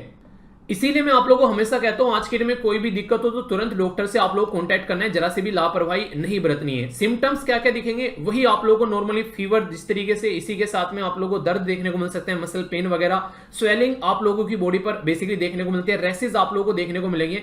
और यहां पर सबसे बड़ी बात ये इनिशियल फेज की मैं आप लोगों से बात कर रहा हूं, जब ये बीमारी आप लोगों को ज्यादा देखने को मिलेगी तो इस तरीके का माहौल ये बना सकती है शरीर के ऊपर, जो कि देखने में भी डरावना लग रहा है यार अगर आप लोग इसको ध्यान से देखोगे। और ये जो बीमारी है, जो सबसे ज्यादा बुरी कंडीशन जो मुझे इस बीमारी के बारे में जानने के बाद में पता चली वो ये है कि स्टार्टिंग के कुछ दिन जो है 10 से 12 दिन तो आप लोग को पता ही नहीं चलेगा कि ये बीमारी जो है वो शरीर में एंटर कर चुकी है। ये सबसे खतरनाक सिम्टम होता है जो कि इंसानों को बीमार करने का काम करता है, बहुत ही ज्यादा बीमार करने का काम करता है, क्योंकि जब स्टार्टिंग में सिम्टम्स नहीं पता चला बीमारी ज्यादा हो गई और फिर यहां पर ये इंसान को ले डूबती है। क्या अगर किसी को मंकी पॉक्स हो जाता है तो उसकी डेथ हो सकती है? देखिए अगर एक तरीके से पिक्चर, एक बिग पिक्चर की आप लोग बात करें, मोर और लेस अगर बात की जाए यहां पर, तो 3 से लेकर 6% केस ऐसे हैं जिनमें डेथ अभी देखने को मिली है, यानी कि ज्यादा डेथ नहीं हो रही है, पर लेकिन वही है कि सावधानी हटी, एक तरीके से दुर्घटना घटी, तो वो वाली कंडीशन यहां पर देखने को मिल सकती है। बेसिकली अभी यहां पर 3 से लेकर 6 केस जो है, प्रतिशत केस जो है वो यहां पर अभी रिपोर्ट किए जा रहे हैं जिसमें डेथ निकल रही है सामने। ये कैसी बीमारी है जो अगर प्रेग्नेंट वुमेन को हो जाए तो बच्चे को ट्रांसफर हो सकती है, किसी भी ऐसे इंसान के कांटेक्ट में आते हैं या फिर एनिमल के कांटेक्ट में आते हैं जिसको ये बीमारी है ऑलरेडी, तो ये इंसानों में आसानी से जो है वो ट्रांसफर हो जा रही है। तो इसके चलते ये बीमारी भी बिल्कुल एक उसी स्पीड में फैलती हुई नजर आएगी। अगर देखिए होता क्या है, किसी इंसान को बीमारी है, वो इंसान जो है बीमार है, लगभग 1 हफ्ते से सिम्टम्स बाहर निकल के नहीं आए, हम लोग गले मिल रहे हैं, खा रहे हैं, पी रहे हैं, अच्छे से चीजों को एंजॉय कर रहे हैं, और पता चला वो बीमार था इंसान, अब हमारे अंदर भी बेसिकली बीमारी आ चुकी है। 1 हफ्ते तक हम लोग को भी नहीं पता चल रहा है कि बीमारी हमारे अंदर है कि नहीं है। हम भी अपनी लाइफ को एंजॉय कर रहे हैं यारों दोस्तों के साथ में, खासकर बच्चों को, हम लोग आते हैं ना बाहर से आते हैं, तुरंत बच्चों के गले लगाते हैं, उनसे मिलते हैं, कई बार उनके गालों पर किस करते हैं बच्चों को, तो ये काफी खतरनाक सिचुएशन होती है। तो इसके बारे में भी आप लोग थोड़ा ध्यान रखिएगा कि कभी भी आज के डेट में बाहर से आओ तो पहले अपने आप को सैनिटाइज करो, तभी किसी बच्चे को आप लोग को टच करना है, वरना ये बीमारी इंसान के अंदर घुस जाएगी और पता भी नहीं चलेगा। और WHO खुद बोल रहा है कि जो बच्चे हैं यहाँ पर वो तो और ज्यादा प्रोन होंगे यहाँ पर एज कंपेयर टू जो बड़े हैं, यानी कि बड़ों के कंपेयर में छोटे बच्चों के ऊपर इसका काफी ज्यादा इंपैक्ट देखने को मिल सकता है। तो इसलिए उनको तो ध्यान रखना पड़ेगा ज्यादा से ज्यादा, ताकि ये दिक्कत देखने को न मिले। जो भी ये सारी चीजें मैं आप लोगों को यहाँ पर बता रहा हूँ, अगर खुद से भी आप लोग पढ़ना चाहते हैं तो WHO की वेबसाइट का लिंक जो है मैं आप लोगों को टेलीग्राम पर प्रोवाइड करा दूंगा, उसको आप लोग देख लेना एक बार, ताकि आप लोगों के माइंड में इसको लेकर क्लैरिटी हो जाए। और जिसको नहीं पता है टेलीग्राम किस चिड़िया का नाम है, तो ये है टेलीग्राम ग्रुप, जहां पर जाकर आप लोगों को सारी चीजें इकट्ठी मिल जाती है। यहां पर लगभग 1.5 लाख के करीब SLV मेंबर जुड़े हुए हैं, तो आप भी इसका पार्ट बन सकते हैं। सारे लेक्चर्स की PDF आप लोगों को यहां पर इकट्ठी मिल जाती है। अगर इसके लिए किसी दवाई के बारे में बात करें, तो अब तक जो इसके लिए दवाई यूज की जा रही है, जो स्मॉल पॉक्स जो बीमारी हुआ करती थी उसके लिए जो दवाई यूज की जाती थी, यहां पर उसी दवाई को यहां पर बेसिकली फिलहाल के टाइम पर यूज किया जा रहा है। यानी कि जिस भी इंसान ने वो दवाई ले रखी है, उस इंसान को यहां पर ये बीमारी होने के चांसेस जो है वो काफी कम रहते हैं, या फिर बोल सकते हैं उसकी बॉडी जो है यहां पर इस बीमारी से इम्यून हो जाती है, अगर उसने यहां पर बेसिकली ये दवाई जो है स्मॉल पॉक्स की यूज कर रखी है। तो वैसे ये बीमारी ऐसी नहीं है कि बहुत ही ज्यादा एक तरीके से इंसान को मार ही देगी, पर लेकिन इसका थोड़ा सा केयर करना पड़ेगा। ये अपने आप भी यहां पर ठीक हो जाती है, पर लेकिन थोड़ा सा इसके ऊपर ध्यान देना पड़ेगा। जो रेसेस हो जाते हैं उन पे नहीं, उनको कोई इस तरीके से नोचे ना, खासकर जो बच्चे होते हैं, इसलिए बच्चों को थोड़ा सा ध्यान रखना पड़ेगा एक्स्ट्रा। बच्चों को क्या, बेसिकली बड़ों को ध्यान रखना पड़ेगा, बच्चों का ये बात बोल सकते हैं। आखिर इस बीमारी को मोंकी पॉक्स बीमारी क्यों कहा जाता है? सबसे पहले ये जो बीमारी थी फर्स्ट टाइम आइडेंटिफाई की गई थी 1958 यानी कि 1958 में, आज की नहीं है, उस टाइम पर बंदरों में ये बीमारी मिली थी। बाद में 1970 में जाकर ये बीमारी जो है इंसानों में भी देखने को मिली। तो यहां पर स्टार्टिंग में बंदरों से डिटेक्ट हुई, उसी के नाम पर इस बीमारी का नाम जो है मोंकी पॉक्स रखा गया। कोई अगर आप लोगों से पूछे क्या मोंकी पॉक्स जो है वो सेक्सुअली ट्रांसमिटेड है? जी हां, अगर कोई किसी ऐसे पर्सन के कांटेक्ट में कोई आता है, फिजिकल रिलेशन बनाता है जो ऑलरेडी इस बीमारी का शिकार हो चुका है, तो direct skin to skin contact अगर हो पाता है, तो ये बीमारी का वायरस जो है वो दूसरे इंसान की बॉडी में भी एंटर कर जाएगा। तो इस तरीके से आप लोग समझ सकते हैं। तो फिजिकल कांटेक्ट किसी भी तरीके का अगर यहां पर एक तरीके से आप लोग देखने को मिलते हैं, तो ये बीमारी जो है ये उस इंसान की बॉडी में भी एंटर कर सकती है। तो इसीलिए यहां पर इन सब चीजों को लेकर सतर्क होने की बात की जा रही है, ताकि आगे चलकर कोई भी ऐसी दिक्कतें देखने को न मिले। और सबसे बड़ी बात यहां पर अगर आप लोग देख पा रहे हो, तो इससे से कुछ मोटे मोटे से चिट्टे यहां पर बॉडी के अंदर देखने को मिलेंगे, तो इसका ध्यान रखना काफी ज्यादा जरूरी है। ये ऐसी चीजें हैं यार, जितने अच्छे से आप लोग समझ लोगे उतने अच्छे से आप लोग इनको कंट्रोल भी कर पाओगे, और कल को कोई इशू देखने को मिलता है तो अपने आप को बचा भी पाओगे। अभी 103 दिन के बाद में इंडिया के अंदर फिर से कोविड-19 के जो केसेस हैं वो बढ़ते हुए आप लोगों को नजर आ रहे हैं। नंबर ऑफ केसेस जो हैं वो 8000 क्रॉस कर गए हैं, ठीक है। तो इसलिए हम लोग को थोड़ा सा ध्यान रखना पड़ेगा। आने वाले टाइम पे फिर से ये चीजें बढ़ती हुई आप लोगों को नजर आ सकती हैं, तो इसलिए फिर से वही बोलूंगा, protection is better than cure. तो ये आप लोग यहाँ पर देख सकते हैं। अभी आप लोगों ने देखा रसिया और यूक्रेन की लड़ाई चल रही है, बड़ी ही धड़ल्ले से एक दूसरे के ऊपर दबाकर अटैक किए जा रहे हैं। यूक्रेन एक ऐसा देश बन गया है जो मुझे देखकर भी हंसी आ रही है। मतलब यूक्रेन के जो प्रेसिडेंट है उन्हें कहते हैं कॉमेडियन के हाथ में अगर पावर दोगे तो यही होगा। मतलब उस इंसान को ये समझ में नहीं आ रहा कि तुम्हारे साथ में चल क्या रहे हैं। अगर मैं आप लोगों को एक आर्टिकल दिखाऊं, आज के ही न्यूज़पेपर का है, यूक्रेन जो है वो एक तरीके से भीख मांग रहा है कि मुझे और वेपन दे दो। अबे उल्लू इंसान, तेरे देश को बर्बाद करने पे वेस्ट तुला हुआ है, और बाद में तुम्हारी जो है एक तरीके से सीरिया बन चुका है तुम्हारा देश, इतने सारे बम्बार्डमेंट यहाँ पर हो चुके हैं, और उसके बाद भी तुम हथियार मांग रहे हो। मतलब एक तरीके से ना इंसान को बार बार ये उसने ये बोला रसिया ने कि मुझे कोई दिक्कत नहीं है, तुम अपनी जिंदगी एंजॉय करते रहो, पर लेकिन जो नेटो का मेंबर मत बनो तुम जाकर। तो उकसा दिया यहाँ पर इसको, इस इंसान को। तो ये था बेचारा कपिल शर्मा टाइप का इंसान, जो कि यहाँ पर एक कॉमेडियन था, पॉलिटिशियन बना दिया। तो फिर ऐसे डिसीजन लेगा। अभी फिलहाल यहाँ पर इसको दबाकर हथियार सप्लाई किए जा रहे हैं, और रसिया को बेसिकली ये रोकने के चक्कर में। पर लेकिन इन दोनों की लड़ाई के बीच में इनडायरेक्ट वे में लड़ाई किसकी हो रही है? यूरोपियन जो कंट्री है यूएस से है, और रसिया की लड़ाई हो रही है इनडायरेक्ट वे में। तो देखा जाए ये तो बस एक मीडियम बना हुआ है कि हाँ यहाँ पर लड़ाई हो रही है, यूक्रेन के नाम पर लड़ाई हो रही है, और ये भाई साहब हथियार मांगे जा रहे हैं। तो क्या करोगे इन हथियार का? जब यहाँ पर क्या करोगे अपने देश का, जब देश ही पूरा खत्म हो चुका होगा। क्योंकि रसिया जो है वो एक पावरफुल देश है, और आज से नहीं है, पुराने टाइम से है। पर लेकिन तुम जो है किसी और के वो नहीं कहते कि चने के झाड़ पर चढ़ा दिया तो भाई साहब चढ़ गए। तो ये इशू देखने को मिल रहे हैं। चलिए जो भी है, ये सब इशू के चलते चलते भी इंडिया और रशिया जो है वो आपस में डील कर रहे हैं रेडियो इक्विपमेंट के फील्ड में। तो रेडियो इक्विपमेंट के फील्ड में, जिसको रेडियो टेक्निकल सिस्टम कहते हैं, ये हमारे देश के लिए काफ़ी इंपॉर्टेंट है। और airport authority of India, AAI जिसको आप लोग बोलते हैं, तो यहाँ पर उसको काफ़ी ज़्यादा फायदे से देखने को मिलेगा। लगभग 34 सेट्स ऑफ इंस्ट्रूमेंट जो है वो हमारे देश में भी यहाँ पर निकल कर आ रहे हैं, जिससे 24 के करीब एयरपोर्ट जो है उनको मॉडर्नाइज किया जाएगा। आप लोगों ने जो मूवी देखी है रनवे 36, ठीक है, तो एक तरीके से जितना ज़्यादा मॉडर्न एयरपोर्ट सिस्टम रहेगा उतने ही ज़्यादा शानदार तरीके से हम लोग चीज़ों को आगे लेकर चल पाएंगे। तो ऐसा कुछ आप लोग यहाँ पर बोल सकते हैं। तो उधर रशिया और यूक्रेन की लड़ाई चल रही है, पूरा वेस्ट जो है USA हो गया, UK हो गया, हमारे सर पर दबाव बना रहे हैं कि हम लोग इनके साथ में व्यापार न करें रशिया के साथ में। लेकिन हम झुकने वाले नहीं हैं। उन्हें कहते हैं कि अपन झुकेगा नहीं। तो वो वाली कंडीशन है। हमारी गवर्नमेंट जो है बड़ी शानदार तरीके से काम को लेकर चल रही है।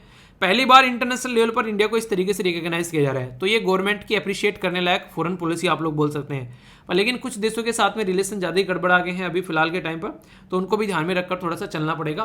तो ये रशिया के साथ में हम लोग अभी फिलहाल अच्छे लेवल पर हम लोग व्यापार कर रहे हैं, और यहाँ पर हम लोग डर भी नहीं रहे हैं कि वेस्ट वर्ल्ड क्या सोच रहे हैं। कभी कभी तो लगता है जब हमारी कंट्री के अंदर दंगे फसाद कराए जाते हैं, उसमें US से बोल रहा है कि तुमने रशिया का साथ दिया, चलो ठीक है मैं तुमको सबक सिखाता हूँ, तुम्हारे देश के अंदर में दंगे भड़काता हूँ। ऐसे भी सिचुएशन देखने को मिलती है। पुराने टाइम पे आप लोगों ने देखा होगा ऐसे बहुत सारे इश्यूज निकल कर आते हैं। बहुत सारी ऐसी NGO हैं जो कि यहाँ पर इस तरह की हरकतें कराने का काम करती है।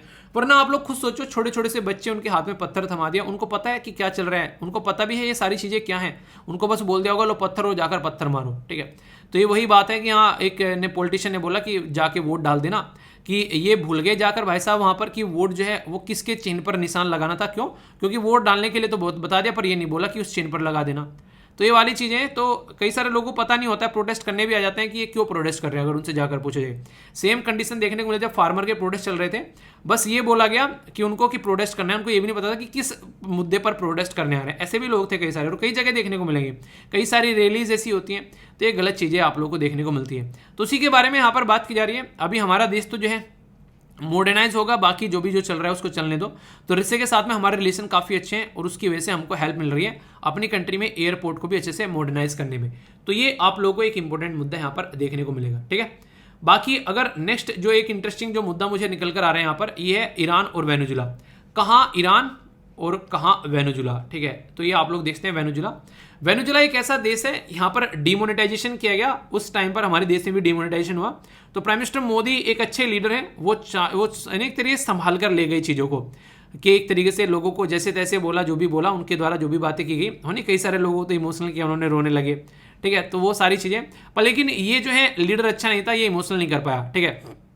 आप लोगों ने अगर ये पद्मावत मूवी देखी होगी, वहाँ पर जब सारी की सारी सेना जो है वो फ्रस्ट्रेट हो जाती है कि यहाँ पर कब तक यहाँ पर पड़े रहेंगे, तो वो कहता है कि खिलजो का परचम नहीं लहराएगा, ये लो झंडा फेंक देता है, तो सारे उठ खड़े होते हैं। तो होता है इमोशनली ब्लैकमेल करना, ठीक है। तो वो इमोशनली ब्लैकमेल करते हैं, तो यहाँ पर एक तरीके से लोगों को कंट्रोल करता है, अपनी सेना को फिर से साथ में लेकर चलता है। तो कहने का मतलब है कि इमोशनली इंटेलिजेंस होना चाहिए लीडर, तभी वो इमोशनली ब्लैकमेल जो कर पाएगा, तो तभी सिचुएशन को कंट्रोल कर पाएगा। इनके लीडर ये कर ही नहीं पाए, और यहाँ पर प्रोटेस्ट हो गया और बुरी खस्ता हालत हो गई इनकी डिमोनेटाइजेशन करने के चक्कर में।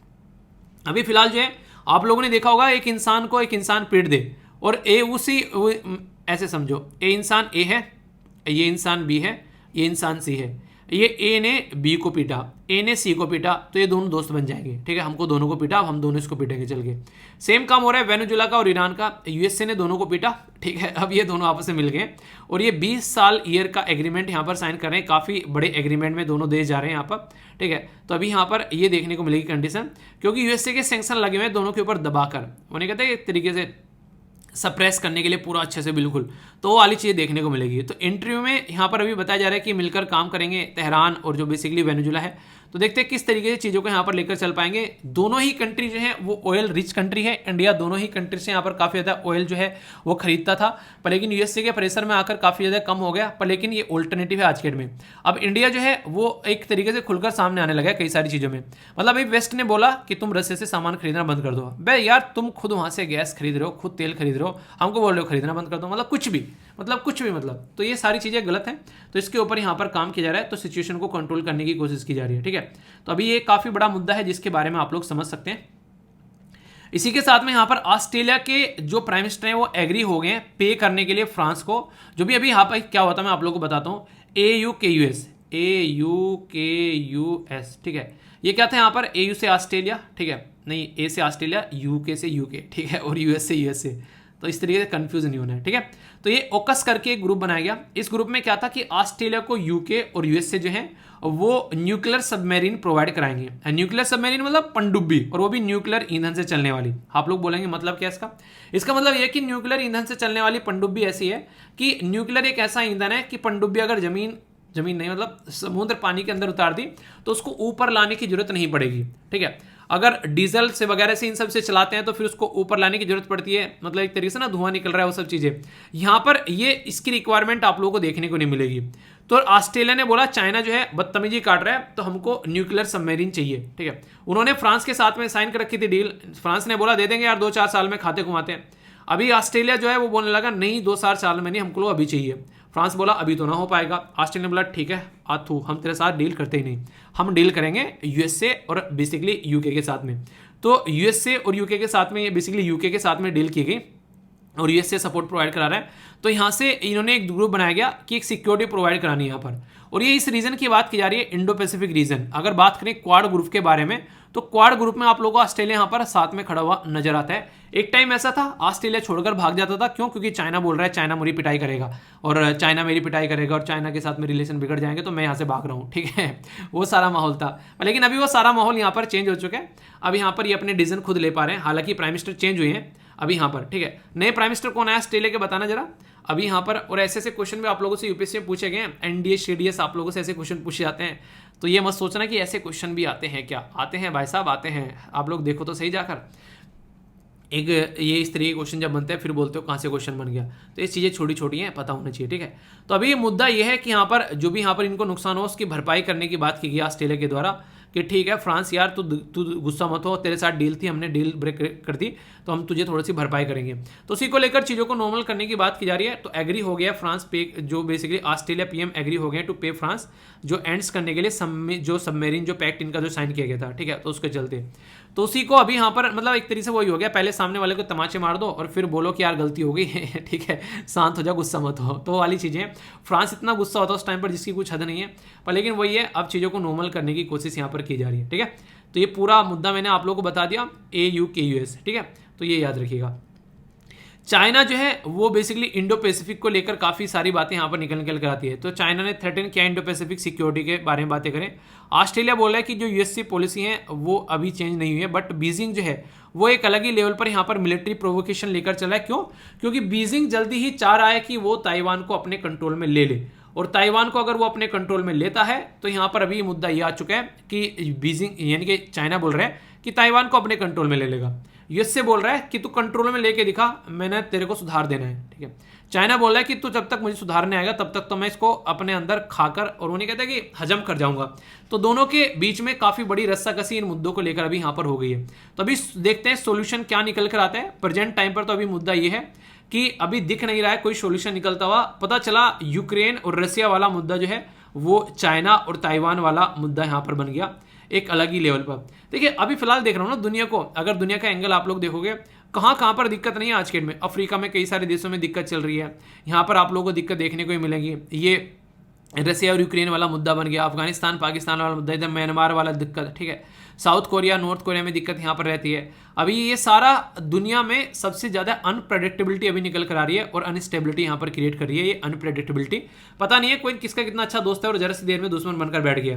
तो ऐसे कई सारे इश्यूज आप लोग यहाँ पर देखने को मिलेंगे, तो इनके ऊपर काम करना पड़ेगा, ऐसे सोल्यूशन नहीं निकलने वाला है। तो बहुत सारे ऐसे इश्यूज हैं जो कि आज के डेट में ऐसे ऐसे निकल कर आ रहे हैं। सब लोग सोच रहे हैं कि यार इनका क्या सोल्यूशन निकाला जाए, पर लेकिन रियलिटी में सोल्यूशन निकल कर नहीं आ रहा है। क्वाड ग्रुप जो है उसको लेकर चाइना बार बार इसलिए चिढ़ता है क्योंकि क्वाड ग्रुप है ऑस्ट्रेलिया, इंडिया, जापान और यूएसए। पर लेकिन अभी यहाँ पर यूएसए क्या कर रहा था, उस क्वाड ग्रुप को अलग तरीके से इस्तेमाल करने की कोशिश कर रहा था कि यहाँ पर रशिया के खिलाफ बेसिकली इंडिया को यूज किया जाए। पर लेकिन इंडिया ने साफ साफ बोल दिया कि यार यूएन में जाकर बात करो ना, तुम हमारे सर में क्यों दर्द कर रहे हो। अगर ये मुद्दा तुमको सुलझाना है यूक्रेन और रशिया का, तो यूएन में जाकर बात करो, क्यों हमारे सर पर तुम यहाँ पर तांडव कर रहे हो यार। हम लोगों का क्या मतलब है इस चीज़ से। तो यूएसए जो है बार बार यूएसए काफ़ी बेइज्जती हुई इसकी वजह से, तो कई सारे और भी इशू देखने को मिले जिसकी वजह से मुद्दा निकल कर आया, ठीक है। तो बेसिक इन्फॉर्मेशन है, माइंड में क्लैरिटी रखकर आप लोगों को आगे बढ़ना है। ओके, आगे चलते हैं, नेक्स्ट जो है चीज़ देखते हैं। कुछ बातें भी और हाँ आप लोगों से करनी है। जैसे कल से जो आप लोगों का लेक्चर है वो थोड़ा सा एक डिफरेंट पैटर्न में आप लोगों को नजर आएगा। डिफरेंट पैटर्न में मतलब कई सारी चीज़ें इसके अंदर इंक्लूड करूंगा जो भी आप लोगों ने बोली थी। जैसे एक तो मैप बेस्ड के बारे में बात की गई थी, तो मैक्सिमम बच्चों के द्वारा ये बोला गया कि सर मैप को जो है कॉन्टिनेंट वाइज जो है उसको लेकर चला जाए, ठीक है। क्योंकि जो न्यूज़ में रहेगा देखो उसको तो मैं कवर करूंगा ही करूंगा, ठीक है, वो तो पैरेलल में आप लोगों का चलता रहेगा। ये अलग से कुछ कंट्री आप लोगों की कॉन्टिनेंट वाइज आप लोगों की देखने को मिलेगी, क्योंकि कई बार करेंसीज वगैरह छोटी छोटी चीज़ें आप लोगों से पूछ ली जाती हैं, ठीक है। तो हल्का सा उसके बारे में इंफॉर्मेशन भी आप लोगों को देता हुआ चलूंगा। वोकैबुलरी जो है वो आप लोगों का परमानेंट इस सेशन का पार्ट बनने वाला है, जो आप लोगों को रेगुलरली देखने को मिलेगी। तीसरा इंपॉर्टेंट मुद्दा आप लोगों को यहाँ पर जो देखने को मिलेगा वो है आंसर राइटिंग की कोटेशन। आंसर राइटिंग या फिर आप लोग एसे राइटिंग भी उसको बोल सकते हैं। जो कोटेशन आप लोग उसमें इस्तेमाल कर सकते हैं वो आप लोगों को यहाँ पर देखने को मिलेगा, ठीक है। और इसी के साथ में यहाँ पर अभी आने वाले टाइम में और भी कुछ चीज़ें ऐसी हैं जो मैं स्टार्ट करने वाला हूँ। जैसे पहले मैं आप लोगों को बुक्स वगैरह प्रोवाइड करा रहा था, तो उसको भी सेशन को देखूंगा यार। वीक में कम से कम आप लोगों को कुछ बुक्स प्रोवाइड कराऊंगा। एक बच्चे के द्वारा बोला गया कि सर पहले 2 वीडियो लेकर आ रहे थे नैनो मैगजीन वाली, और ये अब तो रिवेन्यू काफ़ी कम हो गया होगा यार। देखो रिवेन्यू तो देखो पैसा वैसा अपनी जगह है, ठीक है। सबसे बड़ी चीज़ है कि मैं आप लोगों के लिए अब गाइडेंस वाली वीडियो लेकर आ पा रहा हूँ, जो मैं काफ़ी दिनों से सोच रहा था कि आप लोगों के लिए कुछ वीडियो बनाया जाए। कई सारे बच्चे बोलते रहते थे सर गाइडेंस की वीडियो नहीं बनाते हो, ठीक है। तो वो मैंने सोचा तो वो जरूरी था, तो जिसके बारे में मैंने काम करना स्टार्ट किया, ठीक है। और थोड़ा सा बुक्स जो मैंने अभी कुछ आप लोगों को एक तरीके जितना देखिए मैं क्या करता हूँ, जो मेरे पास में जो अर्निंग होती है, ठीक है, तो उस अर्निंग का 1% मैं रखता हूँ कि हाँ कुछ इतना मुझे बेसिकली प्रोवाइड कराना है। जब वहाँ से कमी होने लगती है तो फिर मुझे बुक में भी कमी करनी पड़ती है। जैसे कई सारे बच्चों के पास में अभी भी रेगुलर किताबें जा रही हैं, और कई सारे बच्चे जो हैं अब तक भी यहाँ पर जो है वो मेंबरशिप जो होती है ना उसको ज्वाइन किए हुए हैं, तो कुछ वहाँ से मुझे हेल्प मिल जाती है आप लोगों को किताब देने में। तो बहुत सारी ऐसी चीज़ें रहती हैं यार जो बैकग्राउंड में चलती रहती हैं। अभी कई सारे बच्चों ने बोला था पिछले दिनों कि सर वीडियो इतनी लेट क्यों रही थी, तो मैंने आप लोगों के साथ में शेयर भी नहीं की वो बात। तो बहुत सारी ऐसी चीज़ें मैं शेयर ही नहीं करता हूँ, मैंने कहा क्या फालतू में शेयर की जाए। घर पर कई सारे इशू देखने को मिल जाते थे। अभी यहाँ पर जो जैसे ताऊजी थे, तो ताऊजी के बेसिकली एक अभी ऑपरेशन हुआ था, ठीक है, तो वहाँ पर भी कई बार जाना पड़ जाता है इधर उधर। तो कई सारी चीज़ें यार देखने को मिलती हैं, तो मतलब चलती रहती हैं बहुत सारी प्रॉब्लम। कभी भी बिना जेन्युइन प्रॉब्लम की वजह से आप लोगों का कोई बेसिकली रिलेट नहीं होंगी चीज़ें। कोई भी प्रॉब्लम रहेगी तो उसके पीछे कोई इशू होगा जिसकी वजह से मुझे ऐसा कोई डिसीजन लेना पड़ता है, ठीक है, या कुछ ऐसा कुछ काम करना पड़ता है। तो आप लोग समझा करो उस चीज़ को यार थोड़ा सा, ठीक है। तो आप लोग भी थोड़ा सा उस चीज़ को उस तरीके से लेकर चला करो, ताकि मुझे भी लगे कि हम लोग एक परिवार की तरीके से रहते हैं। तो उसी तरीके से यार फायदा भी है, ठीक है। तो इसके चलते आप लोग याद रखो रेवेन्यू तो यार चलता रहता है। आप लोग अच्छे से चीज़ों को थोड़ा सा सपोर्ट करो। आप लोग अगर आप लोगों को लग रहा है जैसे कि आप लोगों को लेक्चर अच्छा लग रहा है, तो आप लोग उसको सपोर्ट प्रोवाइड करा सकते हैं, लाइक कर सकते हैं। आप लोग उसको पसंद नहीं आया तो डिसलाइक कर सकते हैं, लोगों से शेयर कर सकते हैं, ठीक है। जैसे वीडियो कम हो गई है कोई नहीं, अगर थोड़ा सा आप लोग ज़्यादा लोगों से शेयर कर देंगे, अगर आप लोगों को लग रहा है लेक्चर अच्छा है, तो इससे क्या होगा, इससे और ज़्यादा नए नए बच्चे जुड़ेंगे, ठीक है। तो उससे फिर वही है कि वो भरपाई हो जाती है चीज़ों की, तो फिर वो और ज़्यादा लोगों को थोड़ा सा बुक्स वगैरह और अच्छे से प्रोवाइड कराई जा सकती हैं। तो आप लोगों का थोड़ा सा सपोर्ट अगर चीज़ें चलती रहती हैं तो उससे फिर एक अच्छे लेवल पर चीज़ें चल जाए। तो आप लोगों को लगता है अगर लेक्चर अच्छा है तो शेयर किया करो, एजुकेशनल चीज़ें यार लोगों तक पहुंचाओ। तो आप लोगों से एक यही उम्मीद करता हूं मैं। बाकी तो मेरा काम है लेक्चर प्रोवाइड कराना। कई सारे बच्चे बोलते हैं सर नोटिफिकेशन नहीं आता है। यूट्यूब की यार एक एल्गोरिदम है, अगर आप लोग यहाँ पर डेली लेक्चर को अगर देख रहे हो खोलने के बाद में, उसको अगर लाइक कर रहे हो, उसके नीचे आप लोग कमेंट कर रहे हो, तो यूट्यूब ये देखता है सारी चीज़ों को, आप लोग की एनालाइज करता है कि हाँ इसको इस चैनल की ये चीज़ें पसंद आ रही है, तो फिर उसी चैनल के आप लोग को नोटिफिकेशन आने स्टार्ट हो जाते हैं, ठीक है। तो ये है तरीका। अगर आप लोग डेली लाइक कर रहे हैं, उसको कोई ना कोई आप लोग कमेंट कर रहे हैं, आंसर दे रहे हैं, ठीक है, तो आप लोगों की जो चीज़ें हैं वो बेसिकली आप लोगों के पास में नोटिफिकेशन आने स्टार्ट हो जाएगा। तो ये 99% चांस है। अगर फिर भी आप लोगों को लग रहा है कि नोटिफिकेशन नहीं आ रहा है, तो आप लोग टेलीग्राम तो ज्वाइन कर ही लीजिए। टेलीग्राम फ्री ऑफ कॉस्ट है, वहाँ पर आप लोगों को डेली रेगुलर वीडियो मिल ही जाती है, जो भी आती है मैं डालता हूँ तुरंत वहाँ पर। तो इस तरीके से आप लोग समझ सकते हैं, ठीक है। तो चीज़ों को थोड़ा सा उस तरीके से लेकर चलो ताकि चीज़ें जो हैं वो प्रॉपर पैटर्न में देखने को मिले, ओके। तो ये बातें मुझे आप लोगों को बतानी थी। बाकी ये क्वेश्चन के आंसर दिए गए आयशा के द्वारा, यार कुछ ही बच्चे ऐसे हैं जो रेगुलर प्रॉपर आंसर दे रहे हैं, ठीक है, कुछ 1-2 आंसर लिखकर छोड़ देते हैं। आखिर ऐसा क्यों करते हो यार, पूरा आंसर देखो ना, मुझे भी अच्छा लगे कि हाँ आप लोग अच्छे से पार्टिसिपेट कर रहे हो। तो एक काम आप लोग जरूर करिए। तो आज के SLV कमांडो जो है वो है आयशा, तो आप लोगों का भी नाम यहाँ पर देखने को मिल सकता है। सोचो 50,000 लोग जो हैं वो बेसिकली यहाँ पर आप लोगों को जानते हैं कि हाँ एक इस इंसान ने अच्छा आंसर दिया है, तो मोटिवेशन नहीं आता है कि अंदर कि हमको भी आंसर देना चाहिए। तो आप लोग इस तरीके से पार्टिसिपेट करो, कोशिश करो कि वीडियो आने के 1 घंटे के अंदर अंदर आंसर देने की कोशिश करो। जैसे 7 बजे के करीब आप लोगों को वीडियो मिल जाती है, ठीक है, तो कोशिश करो कि मैक्सिमम 9 बजे तक आप लोग आंसर दे दो, ठीक है। तो ये सही रहेगा। आप लोगों को 1 घंटे लगभग अपना है कि 9 बजे तक आंसर अगर आ जाता है तो ठीक है, मैं उसमें से आंसर उठा लेता हूँ अक्सर, ठीक है।